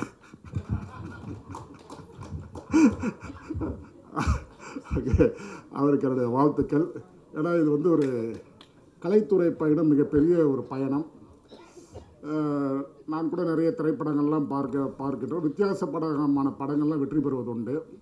உதாரணமாக மைனா போன்ற படங்கள்லாம் பார்க்கின்ற பொழுது ரொம்ப சாதாரண படமாக தான், ஆனால் ஒரு பெரிய செய்தியோ ஒரு பெரிய நல்ல வெற்றி படமாகலாம் அமைந்தது. ஆகவே ஒரு நல்ல செய்தியை கொடுத்தால் கண்டிப்பாக மக்கள் நல்லா வரவேற்பார்கள். அவருக்கு அந்த வரவேற்பு அமையும். ஆகவே நல்ல படமாக இது அமைய வேண்டும் என்று வாழ்த்தி விடைபெற்றுக் கொள்கிறேன். நன்றி, வணக்கம். எல்லோருக்கும் வணக்கம். அறியாத பசங்க படத்தில் வாய்ப்பளித்த இயக்குனர் ரகு சார் அவர்களுக்கு மிக்க நன்றி. இந்த படத்தோட சக்ஸஸ் மீட்டில் மறுபடியும் மீட் பண்ணுவோம். தேங்க்யூ. படம் 100 நாள் ஓடுன்னு முதல்லையே சொன்னேன். இப்போல்லாம் சினிமா எத்தனை நாள் ஓடுதுங்கிறதெல்லாம் கணக்கு இல்லை, எத்தனை ஷோ ஓடுதுங்கிறது தான் கணக்கு. கலெக்ஷன் ஃபஸ்ட்டு ஷோவிலேயே பிச்சுக்கிட்டு ஓடிடுச்சுன்னா போதும், அதுக்கப்புறம் அவங்க ஓடுறதெல்லாம் லாபம். அது மாதிரி வரும். அறியாத பசங்கள்னு வச்சுருக்காரு. இதில் இன்னொரு இது என்னன்னாக்கா, அந்த காலத்து சினிமா வழக்கம் என்னன்னா 8 எழுத்தில் தலைப்பு இருக்கக்கூடாது. இதில் 8 எழுத்தில் வச்சுருக்காரு. அது என்ன அர்த்தம்னா, தன்னை நம்பும் தைரியம் இருந்தால் நாள் என்ன பொழுது என்னன்னு கண்ணதாசன் எழுதினார். அந்த தைரியம் அவருக்கு இருக்குது. 8 எழுத்தில் பேரே வைக்கக்கூடாதுன்னு. அது அந்த காலத்தில் கல்யாண பரிசுன்னு ஒரு படம் வந்தது. கல்யாண பரிசு இப்போ போடணும், 8 எழுத்து வருதுன்னு இந்த இப்போ எடுத்தாங்க. அந்த அளவுக்கு மூட நம்பிக்கை இருக்கிற ஒரு சினிமா உலகத்தில் அதையெல்லாம் முறியடிச்சுக்கிட்டு அறியாத பசங்கன்னு 8 எழுத்தில் தலைப்பு வச்சுருக்காருன்னும் போது அவருடைய தன்னம்பிக்கையும் தைரியமும் நமக்கு தெரியுது. அது படத்தில் பிரதிபலிக்கும்னு எதிர்பார்க்குறோம். நல்ல கதாநாயகர்கள் எல்லாமே நல்லா இருக்காங்க. நம்ம அதாவது அன்றாடம் பார்க்குற கதாநாயகர்கள் 2 பேருமே நம்ம ரோட்டில் பார்க்குற மாதிரி ஆட்கள் மாதிரி இருக்காங்க. ஒன்றும் இப்போ ஒரு அதிசய பிரிவுகளாக இல்லை. அப்படியே பஸ் ஸ்டாண்டில் பார்த்தோம்னா நம்ம ஹீரோ மாதிரி இருக்கார், அவர் தான் ஹீரோ அப்படின்னா என்ன அர்த்தம்? மக்களோட ஒட்டிய ஆட்களே வந்து நடிகர்களாக தேர்ந்தெடுத்திருக்காங்க. அவங்கள பார்க்கும்போது ஓ நம்ம பற்றி தான் அந்த கதையில் வருது போட்டிருக்காங்க, இவர் நம்மளாட்டுமே இருக்கார், நம்ம கதையை தான் அவர் சொல்கிறார் போட்டிருக்குங்கிற ஒரு அந்யோன்யம் அந்த படத்தில் ஏற்படுங்கிற நம்பிக்கை எனக்கு இருக்குது. நல்லபடியாக வரும். ரகுவுக்கு வாழ்த்துக்கள். அவர் இசையமைப்பாளராக இருந்து நடிகராக உயர்ந்திருக்கிறாரு. இதில் நடிக்கிற அத்தனை பேர்களுக்கும், டெக்னீஷியன்களுக்கும், கதாசிரியர்களுக்கும் அது இன்னும் டிஸ்ட்ரிபியூஷன்லாம் இருக்குதா? டிஸ்ட்ரிபியூட்டர்லாம் இருக்காங்களா? இந்த படத்தையெல்லாம் விற்கிறதுக்குன்னு அதெல்லாம் ஒரு கூட்டம் இருக்கும், அதெல்லாம் இருக்கா? இன்னும் இருக்கா? அவங்களுக்கும் எல்லாத்துக்கும் ஒரு வாழ்த்தை சொல்லி, தயாரிப்பாளராக இருக்கிற பவுனம்மா அவங்க தான் தயாரிப்பாளர், நான் எதிர்பார்க்கவே இல்லை. அவங்களுக்கு என்னுடைய மிகப்பெரிய மரியாதையும் வாழ்த்தையும் தெரிவித்து, உங்கள் படிப்படியாக நீங்கள் இன்னும் நிறையா படங்களை தயாரிக்கணும். சினிமா உலகம் அழியக்கூடாது. ஏன்னா ஒரு சின்ன ஒரு இது மாத்திரம், சினிமா இருக்கிறதுனால தான் கலைகள் இருக்குது, நாட்டியம் இருக்குது, இசை இருக்குது, புகைப்படம் இருக்குது, எவ்வளவோ விஷயங்கள் சினிமாவை நம்பி நம்ம இருக்கிறோம். ஸ்டண்ட் மாஸ்டர்கள் இருக்காங்க. இவ்வளோ பேர்த்துக்கும் வாழ்க்கையை கொடுக்குற ஒரு அற்புதமான இந்த துறை அழிய விடாமல் பாதுகாக்கின்ற பணியில் ரகு போன்றவர்களாம் ஈடுபட்டிருப்பதில் பெருமகிழ்ச்சி அடைகிறது. ஒரு அந்த காலத்திலேருந்து தொடர்ந்து சினிமா பார்த்து சினிமாவிலேயே வாழ்ந்துக்கிட்டு அப்புறம் டாக்டர் வேறு ஆகிட்டேன் நான். அது வேறு, அதெல்லாம் வேறு விஷயம். அப்படி இருந்து நானும் சில படங்கள்ல எல்லாம் வந்திருக்கிறேன். இது தசாவதாரம் படத்துலலாம் Avatar Singh role, it's a medical miracle டைலாக்லாம் நான் தான் பேசுவேன். அதெல்லாம் இருக்குது. அவர் கமல் வந்து திருப்பி கூப்பிட்டாரு. அப்புறம் இசைங்கிற படத்தில் எஸ்ஜே சூர்யா வந்து ஒரு சீனில் போட்டார். இது மாதிரி அரைக்கா சீனில் கால் சீனில் வந்து ஒரு ஃப்ரேமில் மாத்திரம் தலையை காட்டிட்டு போகிற வழக்கமெல்லாம் எனக்கு உண்டு. கூப்பிடுவாங்க. எந்திரன் படத்தில் கூட பின்னணியில் நான் இருந்தேன், முன்னணியில் இல்லை. அப்புறம் படம் எடுத்தாங்க. என்னமோ ஒரு வைரஸ்ன்னு சொல்லிட்டு வந்து சொன்னாங்க, சார் இப்படியெல்லாம் ஒரு பூச்சியே கிடையாது, நீங்கள் ஏன் போட்டு உயிர் எடுக்கிறீங்கன்னு. பல தைரியமாக எடுத்தாங்க. அந்த பூச்சி கடிச்சு அந்த கதாநாயகன் மூஞ்சி புள்ளெல்லாம் போய் என்னென்னமோ 6 மணிலாம் எடுத்தாங்க. அதுவும் ஓடிச்சு அந்த படத்தில். அப்போ வந்து என்னை கேட்டாங்க, தயவு செய்து என் பேரை எந்த இடத்துலையும் போட்டுறாதீங்கன்ட்டு. என்ன இந்த மாதிரி கோமாளி கூத்தெல்லாம் ஒரு டாக்டராக இருந்துக்கிட்டு இப்படியே பேசிட்டாடா அப்படின்னாங்க.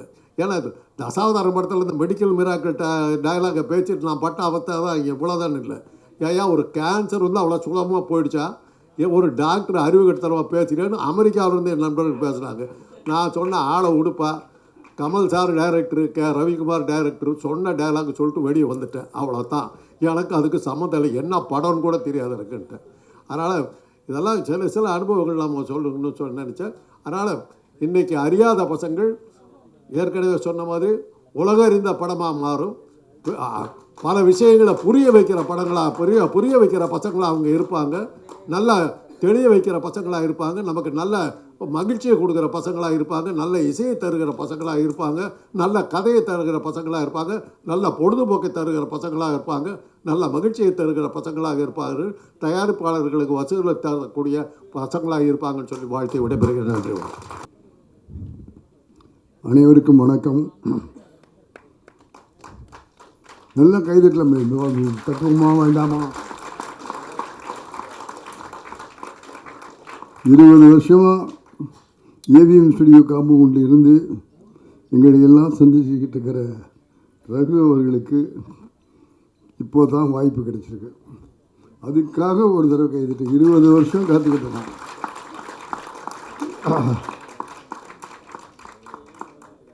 முதல்ல நான் காலம் கடந்து வந்ததற்காக உங்கள் எல்லார்ட்டையும் என்னுடைய மன்னிப்பை கேட்டுக்கொள்ள ஆசைப்படுகிறேன். எனக்கு முன்னால் எங்களுக்கெல்லாம் காட்ஃபாதராக இருந்த ஐயா அமைச்சர் ராஜாராம் அவருடைய சகோதரர் காந்தாராவ் சார் இங்கே உட்கார்ந்துருக்காரு. அந்த பயத்தோடையே மேடைக்கு வந்திருக்கேன். இன்றைக்கி விமர்சனம் பண்ணுறதுல தமிழகத்திலேயே முதல்ல இருக்கிறவர் ராஜா சாருடைய சகோதரர் டாக்டர் காந்தாராஜ் அவர்கள், அரசியல் விமர்சகர். அவருக்காக ஒரு தடவை கைதட்டியிருங்க. இல்லாட்டா உங்களையும் என்னையும் ரகுவையும் சேர்த்து விமர்சனம் பண்ணிடுவார். அந்த விமர்சனத்தில் உண்மை இருக்கும், பொய் இருக்காது. எதையும் தைரியமாக சொல்லுவார். மனசில் என்ன இருக்கோ அதை போட்டு விமர்சனமாக சொல்லுகிற அந்த பெருமிக ஐயா டாக்டர் காந்தராஜ் அவர்களுக்கு என்னுடைய மனமார்ந்த வணக்கங்கள், வாழ்த்துக்கள்.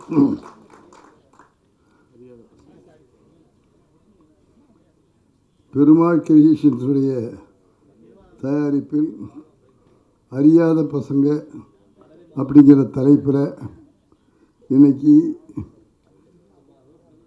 இசை, கதை, திரைக்கதை, டைரக்ஷன், நடிப்பு அப்படின்னு எல்லா தொகையிலையும் பொறுப்பேற்றுக்கிட்டு ரகுவர்கள் அறிமுகமாக அங்கே இருக்கிறதாலும் கை தட்ட மாட்டீங்களா?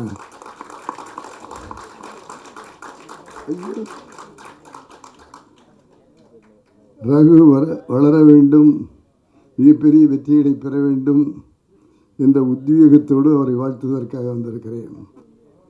எதையும் துடிப்பாக செய்யக்கூடியவர், விரும்பி செய்யக்கூடியவர், தெரிந்து செய்யக்கூடியவர்.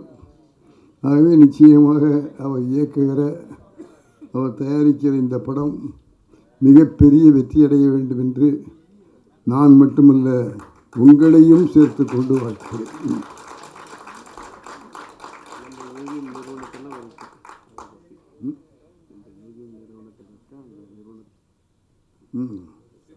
இதுதான் எனக்கு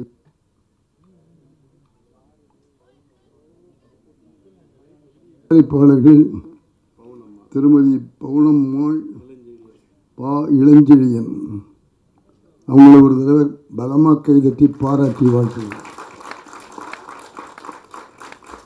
எங்களுடைய பிஆர்ஓ துளசி பள்ளிவேல் அவர்கள் இங்கே வந்திருக்கிறார்கள். எங்களுக்கெல்லாம் பல படங்களுக்கு ஏவிஎம்மில் அவர் தான் பிஆர்ஓ. ஆகவே அப்படிப்பட்டவர் இங்கே வந்திருப்பதனால் இந்த இண்டஸ்ட்ரி எப்படி இருக்கிறது என்பதை அவர்களுக்கு சொல்ல வேண்டும்.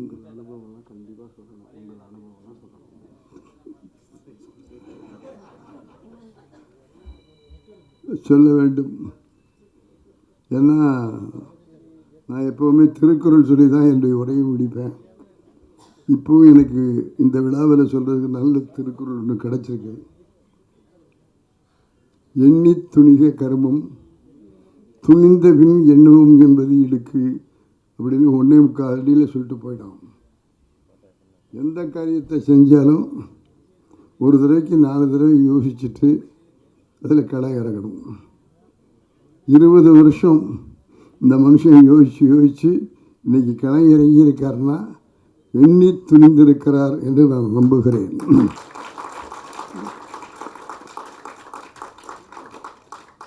நான் ரொம்ப நேரம் பேசக்கூடாது, பேச முடியாது. ஆனால் ஒரே ஒரு உதாரணத்தை மட்டும் இடத்துல சொல்லிக்கொள்ள ஆசைப்படுகிறேன். நானும் அவரும் இருக்கிற இடம் ஏவி மெய்யப்ப செட்டியார் அவர்கள் உருவாக்கிய ஏவிஎம் ஸ்டுடியோ. அவர்கள் நல்ல கைதட்டுகளை உலகம் முழுவதும் கைதப்பட்டிருக்கிற நிறுவனம். ஏவிஎம்ஐ பற்றி உங்கள் எல்லாருக்குமே தெரியும். அந்த 3 எழுத்து அந்த மூணெழுத்தை உருவாக்குனவர் தான் ஏவி ஐயப்பன். அவருடைய பிள்ளைகள் முருகன், குமரன், சரவணன், பாலசுப்ரமணியம், அவருடைய மகள் மீனா வீரப்பன், இவ்வளவு பேரும் அவருடைய வாரிசுகள். கிட்டத்தட்ட 80 ஆண்டு காலமாக ஸ்டுடியோவை நடத்தி கொண்டிருக்கிறார்கள். செய்திட்ட மாட்டீங்களா? 80 வருஷம் ஸ்டுடியோவை நடத்தியிருக்காங்க. இந்தியாவில் இருக்கிற 60 மொழிகளில் படங்கள் எடுத்து தயாரிப்பாளராக அகில இந்தியாவில் இருந்திருக்கிறார். ஐயா ஏவிஎம் அவர்களுக்கு பிறகு நாங்கள் எல்லாம் இயக்கம் செய்து அதையும் தொடர்ந்து அந்த பணிகளை செய்து தயாரிப்பாளர்களாக பல படங்களை இங்கே ரகு சொன்னார். முரட்டுக்காளி, சகலகலாவலம், நல்லவனுக்கு நல்லவன், நம்முடைய பாக்கியராஜ் அவர்கள் எடுத்தவன் தான் முடிச்சு, இப்படி படங்களையும் அவருடைய வாரிசுகள் எடுத்தார். சடனாக கொஞ்ச நாளைக்கு முன்னால் இருந்து படம் எடுக்கிறத நிறுத்திட்டாங்க. சரவணன் சார்ட்டையும் குமரன் சார்ட்டையும் நான் போய் இவ்வளோ பெரிய ஸ்டுடியோ வச்சுருக்கோம், இவ்வளோ ஃப்ளோர், இவ்வளோ ஆட்கள்னு சாதாரண ஆட்கள் இல்லை, 3 தலைமுறையாக ஏவிஎம்மில் வேலை செய்கிற கலைஞர்கள், பணியாளர்கள் எல்லாம் இருக்காங்க. அவங்களுக்கெல்லாம் என்ன அடுத்த வாழ்க்கை எப்படி? இப்படியே ஸ்டுடியோவை நஷ்டத்தில் நடத்திட்டு போனால் ஒரு நாளைக்கு நஷ்டமாக இருக்குது, ஸ்டுடியோவை மூடிடுவோம்னு சொல்கிற அளவுக்கு வந்துடுவீங்க. ஆகவே தயவு செஞ்சு எப்படியாவது படம் எடுங்க சார்னு போய் கேட்டால், முத்துராமன் நீங்கள் எங்களில் ஒருத்தர், எங்களுடைய சகோதரர், எங்களுடைய நல்லதுலேயும் கெட்டதுலேயும் பங்கு பெற்றவர், இங்கேயே வேலை பழகி இந்த ஸ்டுடியோலேயே டைரக்டர் ஆகி பல படங்களை இயக்கி கொடுத்துருக்குறீங்க. அப்படிப்பட்ட நீங்கள் சொல்கிறத நாங்கள் கேட்கணும், ஆனால் எங்களால் முடியலை. ஆகவே உங்கள்கிட்டயே நாங்கள் ஒரு பதிலை எதிர்பார்க்குறோம். படம் எடுத்துட முடியும், ஆனால் அந்த படத்தை வியாபாரம் பண்ண முடியல. படத்தை எடுத்துகிட்டு நாமளே போட்டு பார்த்துக்கிட்டு இருக்க முடியுமா? அந்த போடுற பணத்துக்கான பெரிய லாபம் வரணும்னு இல்லை, எல்லா லாபத்தையும் பார்த்துட்டோம். நஷ்டம் இல்லாமல் படத்தை ரிலீஸ் பண்ணணும். அதுக்கு நல்ல தயாரிப்பாளர்களை, நல்ல விநியோகஸ்தர்களை கண்டுபிடித்து எங்களுக்கு கொடுங்க. நாங்கள் நிச்சயமாக படம் எடுக்கிறோம். படம் எடுக்க மாட்டோம்னு சொல்லலை, படம் எடுக்கிறோம். அதுக்கு வியாபாரம் பண்ண முடியலை, அந்த வியாபார தந்திரத்தை எங்களுக்கு சொல்லிக் கொடுங்க. நாங்கள் படம் எடுக்கிறோன்னு யார்? ஏவி தீபக் செட்டியாருடைய பிள்ளைகள் அவ்வளோ பேரும் அனுபவப்பட்டவர்கள், அப்பச்சியிடம் பயிற்சி பெற்றவர்கள். அவங்க சொல்கிறாங்க இல்லை, பல வருஷமாக படமே எடுக்கலைங்கிறத வருத்தத்தோடும் வேதனையோடும் உங்கள் முன்னாலே பகிர்ந்து கொள்கிறேன். பத்திரிகையாளர்கள், தொலைசீவியல் போன்ற பிஆர்ஓக்கள்லாம் இங்கே இருக்காங்க. அவங்க எல்லாரையுமே வச்சுட்டு சொல்கிறேன். ஆகவே படம் எடுப்பது கூட சுலபம், அது வியாபாரம் செய்து லாபம் சம்பாதிப்பது என்பது மிகவும் கஷ்டமாக இருக்குது. ஆகவே ஐயா அவர்கள் சொல்லுவார்கள், காந்தராஜ் அவர்கள் எல்லாத்த பற்றியுமே விமர்சனம் பண்ணுவாங்க. இதை பற்றி கூட அவர் விமர்சனம் பண்ணி இதுக்கு ஒரு விடிவு காலம் என்ன அப்படிங்கிறத அவர் சொல்லலாம். ஏன்னா எங்களுடைய படம் எப்போது வெளியானாலும் அவருக்கு 3 தியேட்டரில் அவர் ராஜாராம் சாருக்குன்னே சீட்டு போட்டு வச்சுருப்பாங்க. முதல் நாள் அன்றைக்கி அந்த படத்தை போய் பார்த்துட்டு எங்களை எல்லாம் வாழ்த்தினாலும் வாழ்த்துவார், திட்டினாலும் திட்டுவார். என்னடா எடுத்த முத்துராமான்னு கேட்பார். அந்த அளவுக்கு சினிமாவிலே அனுபவம் மிகுந்தவர் ராஜாராம் சார். அவருடைய சகோதரர் நம்முடைய காந்தராஜ் அவர்கள். அவர்களெல்லாம் சேர்ந்து இந்த சினிமாவை காப்பாற்ற வேண்டும்.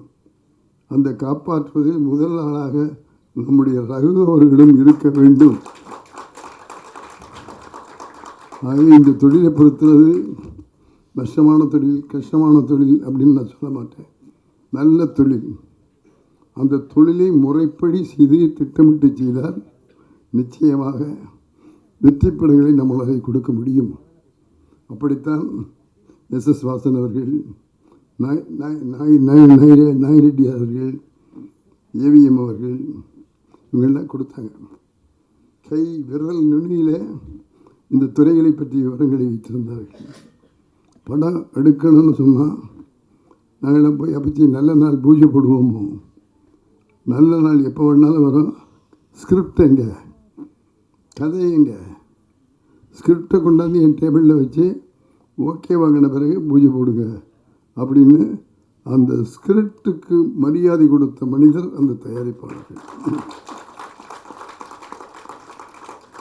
அந்த ஸ்கிரிப்ட் இருந்தால் தான் உன்னால் என்ன செலவு வரும், என்ன பட்ஜெட்டில் படம் எடுக்க முடியும், இதுக்கு யார் ஹீரோ, இதுக்கு யார் ஹீரோயின், இவ்வளவையும் திட்டமிட்டு எல்லாத்தையும் டேபிளில் வச்சு சொன்ன பிறகு தான் படத்துக்கு பூஜை போடவே செட்டியார் அவர்கள் ஒப்புக்கொள்வார்கள். ஆகவே எல்லாம் புரிஞ்சுக்குங்க. படம் எடுக்கும்போது ஸ்கிரிப்டு தான் முக்கியம். அந்த ஸ்கிரிப்ட் இருக்கிறதுனால தான் நாங்கள் எல்லாம் படைச்சிக்கிட்டு வரோம்.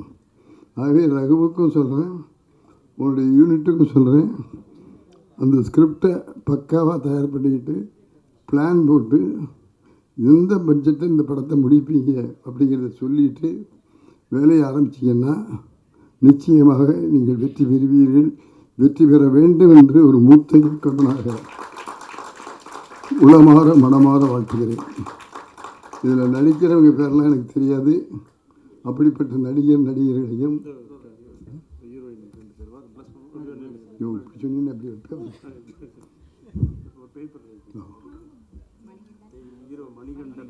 போது நீ யார்கிட்ட வேலை செஞ்சாருன்னா நான் ஷார்ட் ஃபிலிம்ஸ் எடுத்திருக்கேன்னு சொல்கிறார்.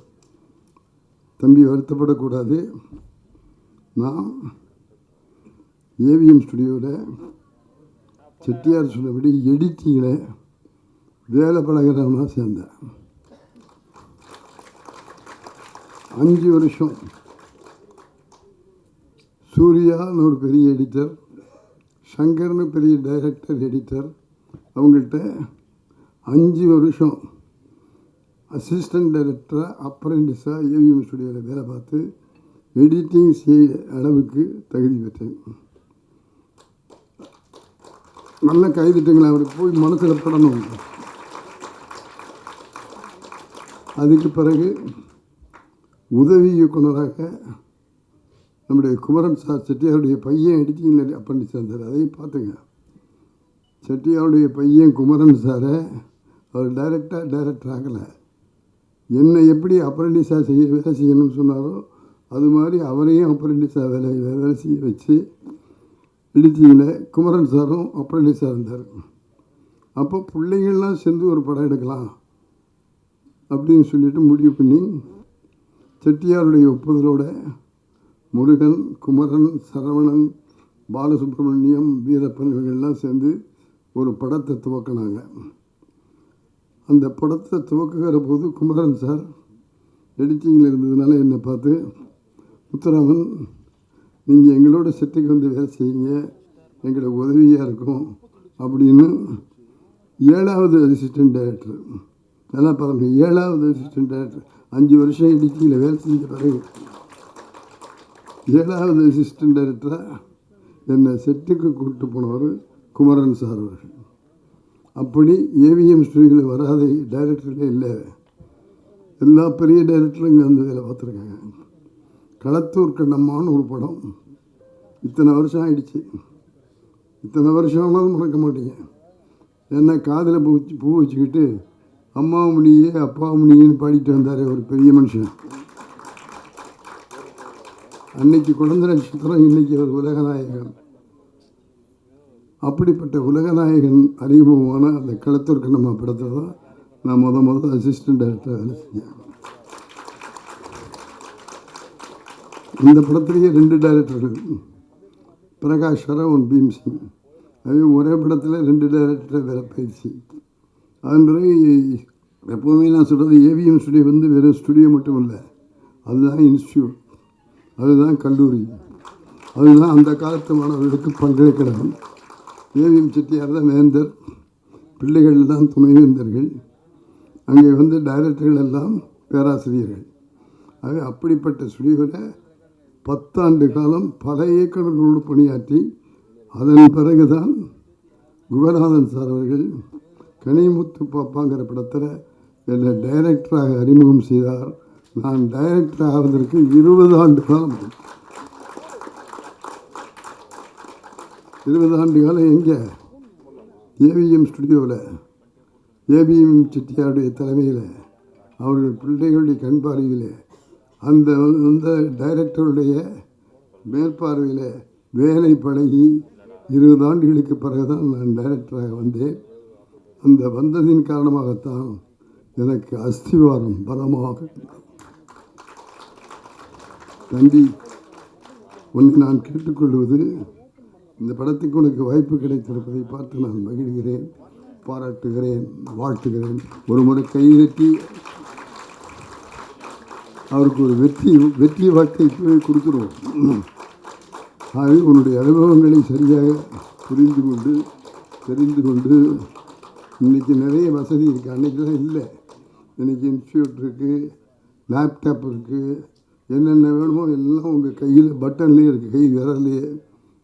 அதையெல்லாம் கற்றுக்கொண்டு சிறந்த முறையில் நடித்து சிறந்த நாயகர்களிலே ஒருவனாக நீ வர வேண்டும் என்று உங்கள் அத்தனை பேருடைய வாழ்த்துகளோடு நான் வந்தோம், வெற்றி பெற்றோம் அப்படின்னு சொன்னால் அதுக்கு அஸ்திவாரம், பலமான அஸ்திவாரம் இருக்கணும், இல்லைன்னா முடியாது.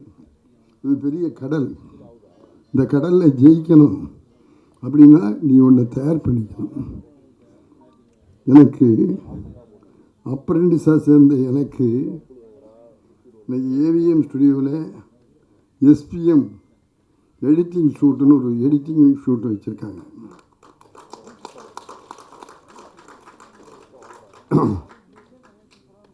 எஸ்பி முத்துராமன் பேரில் துணை தயாரிப்பாளர் என்கிற பட்டத்தோடு சூப்பர் ஸ்டார் ரஜினிகாந்த் நடிக்க பிரம்மாண்ட படம் எடுக்கிற சங்கர் இயக்கிய அந்த சிவாஜி படத்துக்கு நான் துணை தயாரிப்பாளர்.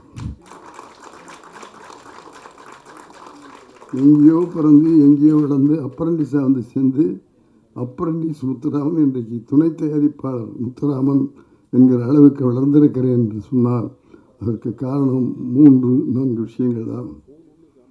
தொழிலை முழுமையாக கற்றுக்கொண்டோம், எந்த விதமான சந்தேகமும் எங்களுக்கு இல்லை. எந்த தொழிலை எப்படி இந்த செய்யணும் அப்படிங்கிறது எங்களுக்கு முழுமையாக தெரியும். ஆகவே கற்றுக்கொண்டு செய்தோம். கிடியாரத்தை பார்த்துக்கிட்டு வேலை செய்யலை. 6 மணிக்கு வீட்டுக்கு போகிறேன், 3 மணிக்கு வீட்டுக்கு போகிறேன் சொன்னதில்லை. 3 நாள் 4 நாள் ஸ்டுடியோவிலேயே படுத்துருக்கோம், ஸ்டுடியோவிலேயே தூங்கியிருக்கோம். எடிட்டிங் டிபார்ட்மெண்ட்டில் வேஸ்ட்டு போடுறதுக்காக ஒரு கவர்னு ஒன்று கொடுப்பாங்க. அந்த பின்னில் அந்த கவரை போட்டு அதுக்குள்ளே தான் ஃபிலிம் வேஸ்ட் ஃபிலிம்லாம் போடுவோம். தூங்குறது எப்படி தெரியுமா? அந்த பின் கவரை எடுத்து தரையில் விரிச்சுக்கிட்டு, அப்போல்லாம் ஃபிலிம் வந்து டின்னில் வரும், அந்த டின்னு தலைகாணியை வச்சு படுத்து தூங்கிய நாட்கள் தான் என்னுடைய வாழ்க்கையிலேயே அதிகமானது. ஆக அந்த உழைப்பு, தொழிலை முழுமையாக கற்றுக்கொண்டோம். உழைப்பதற்கு நாங்கள் கடிகாரத்தை பார்க்கவே இல்லை. சாப்பாடு அங்கே தான், தூக்கம் அங்கே தான், எல்லாத்தையும் செஞ்சு அந்த இடத்துல தான். ஆக கடுமையான உழைப்பு. அடுத்த முக்கியமான விஷயம் நம்பிக்கை. இந்த ரகு மாஸ்டருக்கு 20 வருஷம் ஏவிஎம் ஸ்டுடியோவில் இருந்த பிறகும் நான் வருவேன் வருவேன் வருவேன் என்று வந்தாரே, அதுதான் அவருக்கு கிடைத்திருக்கிற பலம். அதை இந்த வந்திருக்கிற கதாநாயகிகள் அத்தனை பேருக்கு நான் சொல்லிக்கிறேன், சினிமாவில் வர முடியாதுன்னு சொல்லக்கூடாது, வர முடியும். எப்போ? தொழிலை ஒழுங்காக கற்றுக்கிட்டா, கடுமையாக உழைச்சா, வருவேங்கிற நம்பிக்கையோடு இருந்தா. எல்லாத்துக்கும் மேலே இன்னொன்று சொல்கிறேன், ஒழுக்கம். அந்த ஒழுக்கம் இருக்க வேண்டும். ஐயா, சினிமாவில் இருந்தேன், இந்த துளசி பண்ணி வேறு என் மாரி ஏதாவது கிசு எழுதலாம்னு எத்தனையோ முறை முயற்சி பண்ணியிருக்கேன். இன்னும் நான் கிறிஸ்துவுக்கு கிடைக்கல. ஏன்? வாழ்க்கையிலே அந்த ஒழுக்கங்கிறது முக்கியமான விஷயம், அடித்தளம், அஸ்திவாரம். ஆகவே 4 விஷயத்தை இந்த புது குழுவுக்கு நான் சொல்லிக்கொள்ள ஆசைப்படுறேன். குழுவுக்கு சொல்லுவதற்கான தகுதி எனக்கு இருக்கிறது என்றனாலே தைரியமாக சொல்லுகிறேன். தொழிலை ஒழுங்காக கற்றுக்குங்க, கடுமையாக உழைங்க, நம்பிக்கையோடு இருங்க. நான் வருவேன்டா, என்னால் முடியும், நான் டைரக்டராக வருவேன். எப்போ?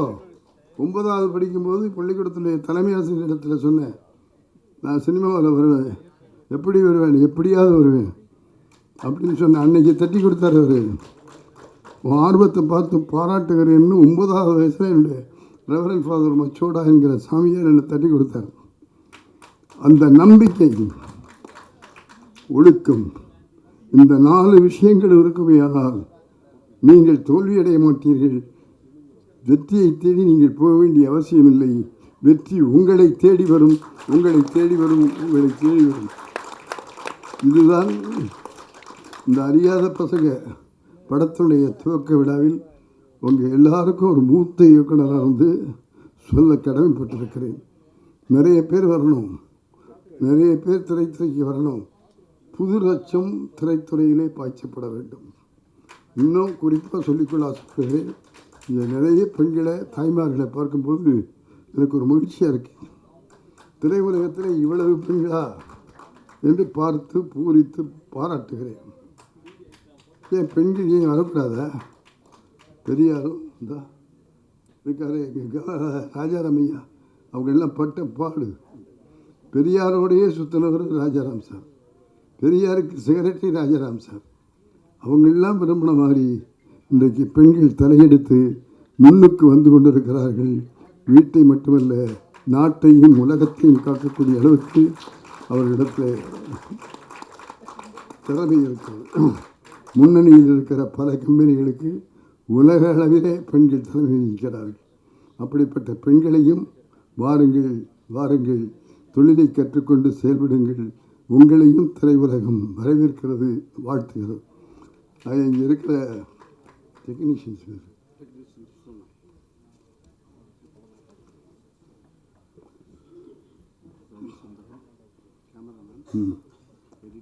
இந்த குழுவை எல்லாம் பாராட்டி, டைரக்டர், ஆர்டிஸ்ட்லாம் பாராட்டியாச்சு.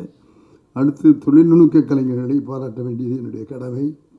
நான் தொழில்நுட்ப கலைஞனாக இருந்து தான் முன்னுக்கு வந்தேன். அதில் குறிப்பாக ஒரு விஷயம் உங்கள் எல்லாருக்கும் சொல்லிக்கொள்ள ஆசைப்படுகிறேன். எஸ்பிஎம் புக் பண்ணால் எஸ்பிஎம்மை மட்டும் புக் பண்ணுறதில்ல, எஸ்பிஎம் குழுவினரை புக் பண்ணணும். எஸ்பிஎம் யூனிட்டு நாங்கள் பணியாற்றினால தான் 77 படங்களை என்னால் இயக்க முடிந்தது. 25 படத்தை வச்சு ரஜினியை இயக்க முடிஞ்சுது, 10 படத்தை வச்சு கமலை இயக்க முடிஞ்சது.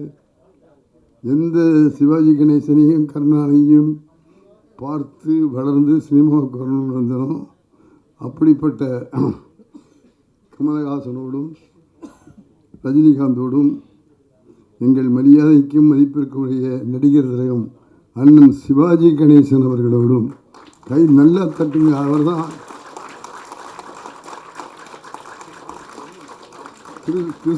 கிறிஸ்தவர்கள் சொல்லும்போது சிவாஜி கிருஷ்ணமூர்த்தி, சிவாஜியோட ஃபேன் சிவாஜி கிருஷ்ணமூர்த்தி.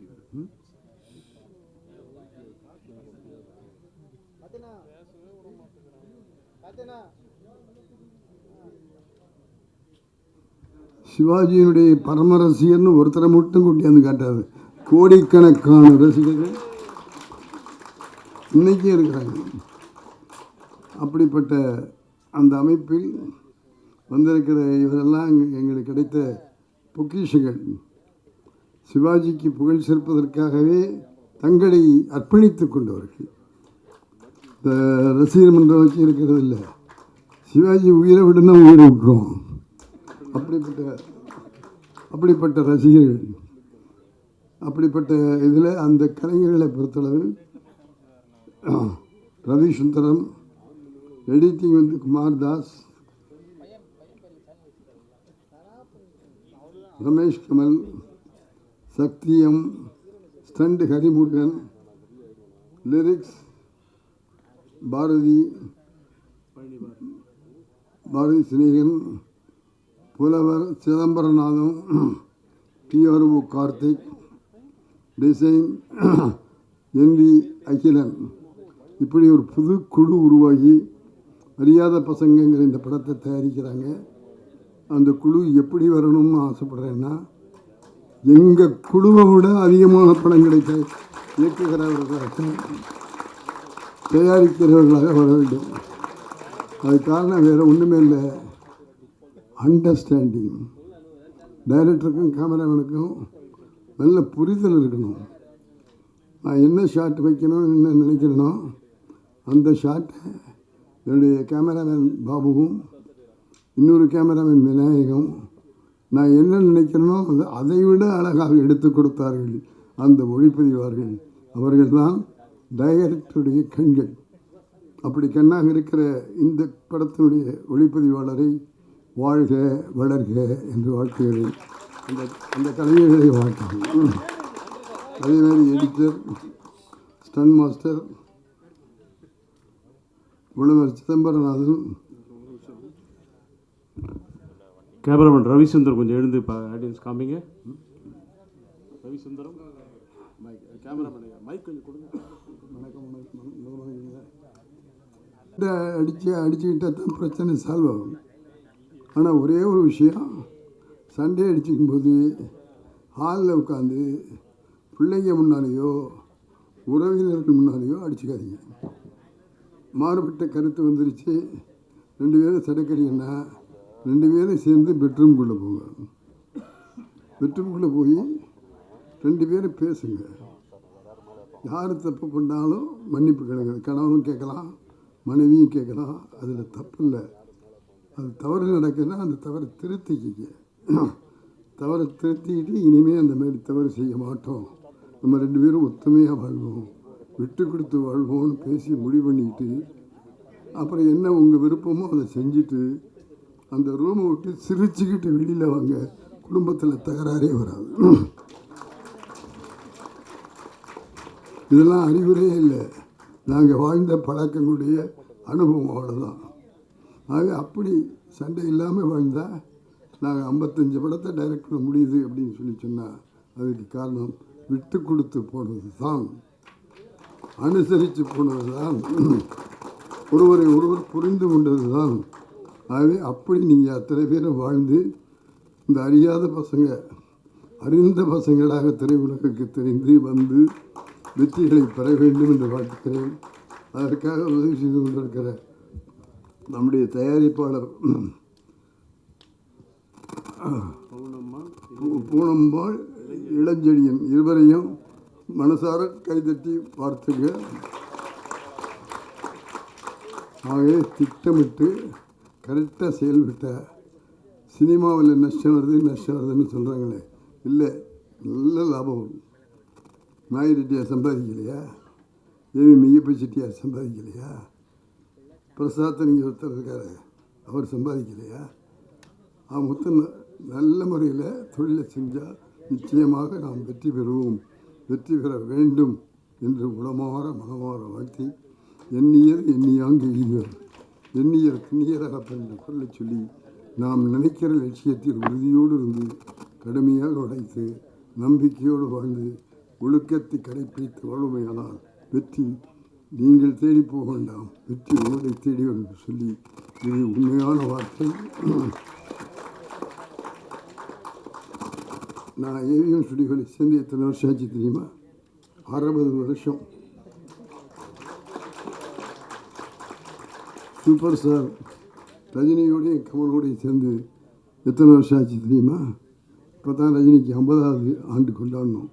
50 வருஷமும் ரஜினியோடு கூடவே இருந்திருக்கிறேன், கமலோடு கூடவே இருந்திருக்கிறேன். ஏவிஎம் ஸ்டுடியோவில் எல்லோரும் வருவாங்க, எல்லா நடிகர்களும் வருவாங்க, எல்லா டெக்னீஷியன்ஸும் வருவாங்க. நான் படம் பண்ணி 10 வருஷம் ஆச்சு. எல்லாம் ஞாபகத்தில் வச்சுங்க, 10 வருஷம் நான் படம் பண்ணலை. ஆனாலும் ஏவிஎம் ஸ்டுடியோவுக்கு வருகிற கலைஞர்கள் என் அறைக்கு வந்து என்னை பார்த்து என்னிடம் வாழ்த்து வாங்கி கொண்டு இன்றைக்கும் போகிறார்கள் என்றால் அதற்கு காரணம் நான் அவர்களோடு பழகிய பழக்கம், அந்த நட்பு. நீங்களும் அப்படி இருந்தால் உங்களையும் தேடி வருவாங்க. ஆகவே வாழ்க்கை என்பது யார் கையில் இருக்குது? வேறு யார கையிலையும் இல்லை, நம்ம கையில் இருக்குது. நீ வாழ்கிற வாழ்க்கை முறையில் தான் உங்களுக்கு வெற்றி உன் கையில் இருக்கு. நாங்கள் வெற்றி பெற்றோன்னா அந்த வெற்றி சும்மா வெற்றி இல்லை. நான் சொன்ன இவ்வளோ விஷயங்கள்னால தான் வெற்றி பெற்றோம். அதை உங்களுக்கு நான் சொல்லியிருக்கேன். சார் மீடியா கொஞ்சம் பேசாமல் இருக்கு சார் ப்ளீஸ். பெரியவங்க பேசுகிறாங்க, பேசிகிட்டே இருக்கீங்க நீங்கள். வெற்றி பெற பேசாமல் வேண்டும், வெற்றி பெற வேண்டும், வெற்றி பெற வேண்டும் என்று வாழ்த்திட்டு போல நாங்கள் எல்லாம் எப்படி வெற்றி பெற்றோம் என்பதை உங்கள்கிட்ட சொல்லிட்டு போகிறோம். ஆகவே அதை பின்பற்றுங்கள், வெற்றி பெறுங்கள். ஐசியூவில் இருக்குங்கிறாங்க அந்த பத்திரிகையாளர்கள். சினிமா ஐசியூவில் இருக்குது, அதை தேர்த்த முடியாதுன்னு சொல்கிறேன். இல்லை, தேர்த்த முடியும். முந்து போயிருக்கிற இந்த சினிமாவை வெற்றி சினிமாவை இன்றைக்கு இருக்கிற புதிய இளைஞர்கள் உருவாக்க முடியும். அந்த அளவுக்கு விஞ்ஞானம் நடந்திருக்கிறது. ஒரே ஒரு விஷயத்தை சொல்லி முடிக்கிறேன். ஆர்டிஃபிஷியல் இன்டெலிஜென்ட் அப்படின்னு ஒரு துறை புதுசாக வந்திருக்கு. இயற்கையான நுண்ணறிவு அப்படிங்கிற துறை. அந்த துறையில் இப்போது இருக்கிற கம்ப்யூட்டர் மட்டும் இல்லை, இதைவிட அதிகமாக அந்த துறை நமக்கு பயன்படும் என்று சொல்லுகிறார். வந்துச்சு இல்லை, ஆர்டிஃபிஷியல் இன்டெலிஜென்ட் ஒரு துறை வந்திருக்கு. இதில் எத்தனை பேருக்கு தெரியும்? இந்த சினிமா அந்த அம்மாவுக்கு தெரிஞ்சிருப்பார். முதல் கை தூக்குறதே அம்மா தான், பார்த்துங்க. ஏன் இதை சொல்லேன்னா, 70 வயதான உலகநாயகன் கமலஹாசன் அமெரிக்கா போய் இந்த ஆர்டிஃபிஷியல் இன்டெலிஜென்ஸுங்கிற படிப்பை படித்து கொண்டிருக்கிறார் என்பதை பெரும் மகிழ்ச்சியோடும் இப்படி எல்லாருக்கும் கற்றுக்கணும். புதுசாக என்னென்னமோ வருது. ஏஐக்கு பிறகு அதுக்கு பிறகு இன்னொன்று வந்துடுச்சுங்கிறாங்க. இதெல்லாம் யாருக்காக வந்திருக்கு? நமக்காக தான் வந்திருக்கு. அவையெல்லாம் நாம் கற்றுக்கொள்ள வேண்டும். அதுக்கு உதாரணமாக எடுத்துக்காட்டால் என் பிள்ளை கமலஹாசன் இன்றைக்கு அதனை படித்து அமெரிக்காவில் இருந்து அந்த விஷயங்கள் எல்லாம் கற்றுக்கொண்டு வந்திருக்கிறார். அமெரிக்காவுக்கு போய் படித்து விட்டு வருகிறார் என்பதை உங்கள் முன்னாலே பதிவு செய்கிறேன். இந்த அம்மாவுக்கு என்னுடைய ஸ்பெஷல் பாராட்டு. கைதட்டுங்களா, அவங்க படிச்சுட்டு வந்துருங்க. அது புதுசாக வரக்கூடிய விஷயங்களை நம்ம கற்றுக்கணும். அந்த கற்றுக்கணுங்கிற ஆர்வம் இருந்ததுனால தான் கமலஹாசன் நடிகனாக மட்டும் இல்லை, சிறந்த இயக்குனராக, சிறந்த கவிஞனாக, சிறந்த திரையுலக நிபுணனாக அவன் வாழுகிறான் என்றால் அவன் அத்தனையும் படித்து கற்றுக்கொண்டு அதை திரைக்கு கொண்டு வந்திருக்கிற பெருமை கமலஹாசனை சேரும். சார், இந்த ரஜினிகாந்த் இருக்கார், ஒரு பாலச்சந்தர் சாரால் அறிமுகப்படுத்தப்பட்டார். அதன் பிறகு பூனாவாரி கிளிஞர் படத்தில் தான் எங்கிட்ட வந்து சேர்ந்தார். அவர் வரும்போது வில்லனாக வந்தார். அப்போ நானும் பஞ்சவர்ணாச்சலம் பண்ணோம். இந்த வில்லன் கேரக்டர் பண்ணுற ரஜினிகிட்ட பர்ஃபார்மன்ஸ் இருக்குது. ஆகவே அவரை ஹீரோவாக போட்டு, வழக்கமாக ஹீரோவாக நடிச்சுக்கிட்டு இருக்கிற சிவகுமாரை வில்லனாக போட்டு ஒரு வித்தியாசமான ஒரு படம் எடுப்போம் அப்படின்னு எடுத்த படம் தான் பூனாவாரி கேள்விக்குறி. அந்த படத்தில் ரஜினியை ஹீரோவை போட்டோன்னு எல்லாருக்கும் சந்தேகம். சார், வில்லனாக வந்திருக்க பையனை போய் ஹீரோவை போடுறீங்கன்னா, யோ, நானும் பஞ்சனம் எடுக்கிற முடிவை யாரும் மாற்றக்கூடாது அப்படின்னு சொல்லிவிட்டு அவர் ஹீரோவை போட்டு சிவகுமாரை வில்லனாக போட்டு எடுத்த படம் பூனாவாரி கேள்விக்குறி. அந்த படத்தில் ரஜினி சாருக்கு 4 டைலாக் பேசுகிறார், 4 லைன் பேச மாட்டார். அப்புறம் அவர்கிட்ட சொன்னோம், நீ பயப்படாத, நீ எவ்வளவுக்கு ரெடியாகிறியோ அந்த அளவுக்கு சொல்லி அந்த அளவுக்கு ஷார்ட் வச்சுருக்கிறேன்னு சொல்லி 4 வரியாக எடுத்த ரஜினியுடைய டைலாக்கை வச்சு தான் புவனாகரிக்குள்ளே அப்போவே பஞ்சு டைலாக்லாம் எழுதிட்டார். அந்த பஞ்சு டைலாக்லாம் சொல்லி தனக்குன்னு ஒரு நடிப்பை வில்லத்தன்மை இல்லாமல் அந்த பஞ்சஸ் எல்லாம் சொல்லி அந்த வேலைகளை கற்றுக்கொண்டு தமிழை தமிழாக படித்து 4 வரி பேச தெரியாத ரஜினிகாந்த் இன்றைக்கி மேடை சொற்பொழிவாளராக இருக்கிறார் என்றால் அதுக்கு காரணம் அந்த உழைப்பு. ஆகவே நாங்கள் வெற்றி பெற்றவர்களெல்லாம் ஒரு நாள் ராத்திரியில் வந்தவங்க இல்லை. அவைகளையெல்லாம் கற்று தெரிந்து கொண்டு படித்து ஆதாரபூர்வமாக வெற்றி பெற்றிருக்கிறோம். ஆகவே எங்களுடைய வெற்றியிலே எங்களுடைய உழைப்பு இருந்திருக்கிறது, கற்றுக்கொள்ள வேண்டும் என்ற திறமை என்ற நோக்கம் இருந்திருக்கிறது, நம்பிக்கை இருந்திருக்கிறது. ஆகவே வெற்றி பெற்றால் நம்ம சம்பாதிச்சார்கள் நினைக்காத, அதுக்கான விலைகளை நாங்கள் கொடுத்துருக்கிறோம். சினிமாவில் நாங்கள் பேர் வெற்றி என்னை பொறுத்தளவு பார்த்தீங்கன்னா நான் குடும்பத்தில் வெற்றி பெறல, சரியான குடும்பத்திலலாம் இல்லை, தெரியும், துளசி பண்ணிக்கலாம். ஆகவே ஒன்றை இழந்தால் ஒன்றை பெறலாம் என்பதை போல கஷ்டப்பட்டு உழைச்சி பெற்றோம். இதையெல்லாம் மனசில் வச்சுக்கோங்க. அப்படி கஷ்டப்பட்டு கற்றுக்கொண்டு திறமையோடு உழைத்தால், நம்பிக்கையோடு வாழ்ந்தால் நீங்களும் வெற்றி பெறுவீர்கள். வெற்றி பெற வேண்டும். எண்ணியது எண்ணியான் எண்ணியவர் எண்ணிய புண்ணியதாக என்று குரலை சொல்லி வாழ்க வளர்க என்று இங்கே உள்ளவங்களையும் வாழ்த்துறேன், இங்கே உள்ளவங்களையும் வாழ்த்துறேன். ஆகவே வாழ்க்கை நம்பிக்கையில் இருக்கிறது, வெற்றி நம்பிக்கையில் இருக்கிறது. வணக்கம். எவ்வளோ என்னுடைய காலை வணக்கம். அனைவருக்கும் என்னுடைய அன்பான வணக்கம். என்னை சொல்லும் போதே ஒரு சில வார்த்தைகள் அப்படின்னாங்க. நான் டைரக்டர் ரகு, ஏவிஎம் ரகு, அதாவது ஏவிஎம் ராஜனுக்கு அடுத்து ஏவிஎம் ரகுவோட நான் ரொம்ப நாளாக பயணம் பண்ணிக்கிட்டு இருக்கேன். ஒரு அம்மன் படத்துக்காக ஒரு 10 பாட்டு எழுதினேன். அப்போ எம்எஸ் விஸ்வநாட்டு நான் நிறையா படம் பாட்டு எழுதியிருக்கேன். உருகி ஓசை, பாமா ருக்மணி. எங்கள் டைரக்டர்னா பாக்கியராஜ். எனக்கு டைரக்டர் வந்து பாக்கியராஜ் மட்டும்தான் தெரியும். எனக்கு மற்ற டைரக்டர்லாம் காணாமல் போயிட்டாங்க. எனக்கு இருக்கிறது பாக்கியராஜ். அவருடைய படங்களுக்கு மாமா ருக்மணி, உருகை ஓசை எல்லாத்துக்கும் எம்எஸ்வி தான். அவர்கிட்ட போய் மியூசிக் உட்காரு. அதே மாதிரி பில்லா கிருஷ்ணமூர்த்தி எனக்கு ஃபோன் பண்ணி மியூசிக் டைரக்டர் எம்எஸ்வி உங்களை கூப்பிட்றாருன்னு நேராக அங்கே போனேன். இது அவரோட அனுபவத்தை பார்க்கும்போது திடீர்னு என்னை ஒரு நாள் எங்கள் ரகையா கூப்பிட்டாரு. ஒரு அம்மன் படத்துக்கு 10 பாட்டு எழுதுன்னு வாங்கினார். போய் உட்கார்ந்த உடனே எம்எஸ்வி எப்படி சத்தியபூர்வமாக சொல்கிறேன், நான் இன்னொருத்தர் நான் காக்கா பிடிச்சோ மிகைப்படுத்தி பேச்சியோ நான் வாழ்கிற வேலை பலவர் சிதம்பரநாதன். ஏன்னா நான் ஒரு தமிழ் வாத்தியார். ஃபஸ்ட்டு படம் பைரவி, கட்டப்புள்ள குட்டப்புள்ள ரஜினிகாந்துக்கு எழுதினேன். இது வரைக்கும் ரஜினிகாந்தை நான் பார்த்ததில்லை. இதில் ரஜினிகாந்த்ட்டு போக முடியல. ரஜினிகாந்த் ஏன்னா ரஜினிகாந்தை போனால் போய் கும்பிட சொன்னாங்க, என்னால் முடியாதுன்ட்டு. நான் தமிழ் வாத்தியார், நான் போய் என்னால் சினிமாக்காரனை கும்பிட முடியாதுன்ட்டு போயிட வரல. அப்போ என்னை கூப்பிட்டு வாங்கய்யா நீங்கள் என் படத்துக்கு என்னுடைய எது எழுதுங்கன்னு சொன்னார். எம்எஸ்வி எப்படி ஹார்மோனியத்தை கை வைப்பாரோ, சத்தியமாக சொல்கிறேன், அதே மாதிரி கையை அப்படி வச்சு சொல்லுங்கய்யா அப்படின்னு அப்படி ஆரம்பித்தார் விஸ்வ. அந்த ஹார்மோனியத்தை இழுத்தார். அப்படியே அழுதுட்டேன். ஏன்னா அவர் அந்த பெரிய மேதை அவர் எம்எஸ்என். அவருக்கு அடுத்து ஹார்மோனியத்தை மீட்டுற ஒரே ஆள் எங்கள் ரகு தான். அது மட்டும் இல்லையா, 10 பாட்டு எழுதியிருக்கேன், 13 பாட்டு எழுதுனேன். அவர் டியூன் போட்டு நான் எழுதியிருக்கிறத டியூன் போட்டு நான் மாட்டேன்ட்டார். ஐயா ஏன் டியூனுக்கு எழுதுங்கய்யா அப்படின்னு சொல்லி ஒவ்வொரு உடனே ஒரு 5-6 டியூன் ஒரே நேரத்தில் போடுவார். எதுக்கையா வரி போடணும், எதுக்காக போடுங்க அப்படின்வார். அப்படிப்பட்ட மேதைகிட்ட இந்த படத்தில் நான் முதல்ல சினிமாவில் அவர் டைரக்ட் பண்ண போகிறாரு. அவர் மியூசிக் அமைக்க போகிறாரு. அவருடைய கதை அதுக்கு எனக்கும் ஒரு சந்தர்ப்பம் கொடுத்து பாட்டு எழுதுகிட்டு இருக்காரு. அப்படிப்பட்ட மேதைகிட்ட பெரிய இசை மேதை எம்எஸ்விஸ்க்கு அடுத்து இவரை தவிர யாருமே சொல்ல முடியாது. சத்தியமாக சொல்கிறேன். நான் எல்லா மியூசிக்கிட்டையும் எழுதியிருக்கேன். சங்கர் கணேஷ், தேவாகிவா எல்லாத்துக்கிட்டையும் நான் எழுதியிருக்கேன், பாட்டு எழுதியிருக்கேன். ஆனால் நான் வியந்தது எங்கள் ரகையா தான். அது காரணம் என்னென்னா, ஹார்மோனியத்தில் டியூன் போடுறாங்க, அவங்க இதுலேயே டியூன் போடுறாங்க. என் முன்னால் உட்காந்து டியூனை போட்டு தத்தக்காரம் போட்டு தன்னை தானேன்னு கொடுக்குறாங்க என்கிட்ட. ஆனால் அவர் அப்படி இல்லை, டியூனு போடுறாரு. அப்படியே இந்த ஹார்மோனியத்தை அப்படி வச்சு கையை வச்சுட்டு அப்படி மாதிரி அமுக்கி போடுறாரு. அது விஸ்வநாதனை பார்த்த மாதிரி இருந்துச்சு. இதை உலகத்துக்கு இதை சொல்கிறதுல பெருமையாக இருக்குது எனக்கு. அப்படிப்பட்ட பெருமை வாய்ந்த ஒரு புகழ் வாய்ந்த ஒரு திறமையாளிகிட்ட நான் பாட்டு எழுத வந்திருக்கிறேன். நிச்சயம் எனக்கு ஒரு நல்ல சந்தர்ப்பம் கொடுத்துருக்காரு. அவருக்கு நன்றி சொல்ல கடமைப்பட்டிருக்கேன். என்னை பற்றி சொல்கிறத இன்னொரு நாளைக்கு வச்சுக்கிறேன். எல்லாருக்கும் வணக்கம். நான் சொன்னேன் தொண்டை கட்டிக்கு போச்சு, நான் கொஞ்சம் லேட்டாக வரேன் அப்படின்னு சொன்னேன். படம் பேர் அறியாத பசங்கள் அப்படின்னு வச்சுருக்காங்க.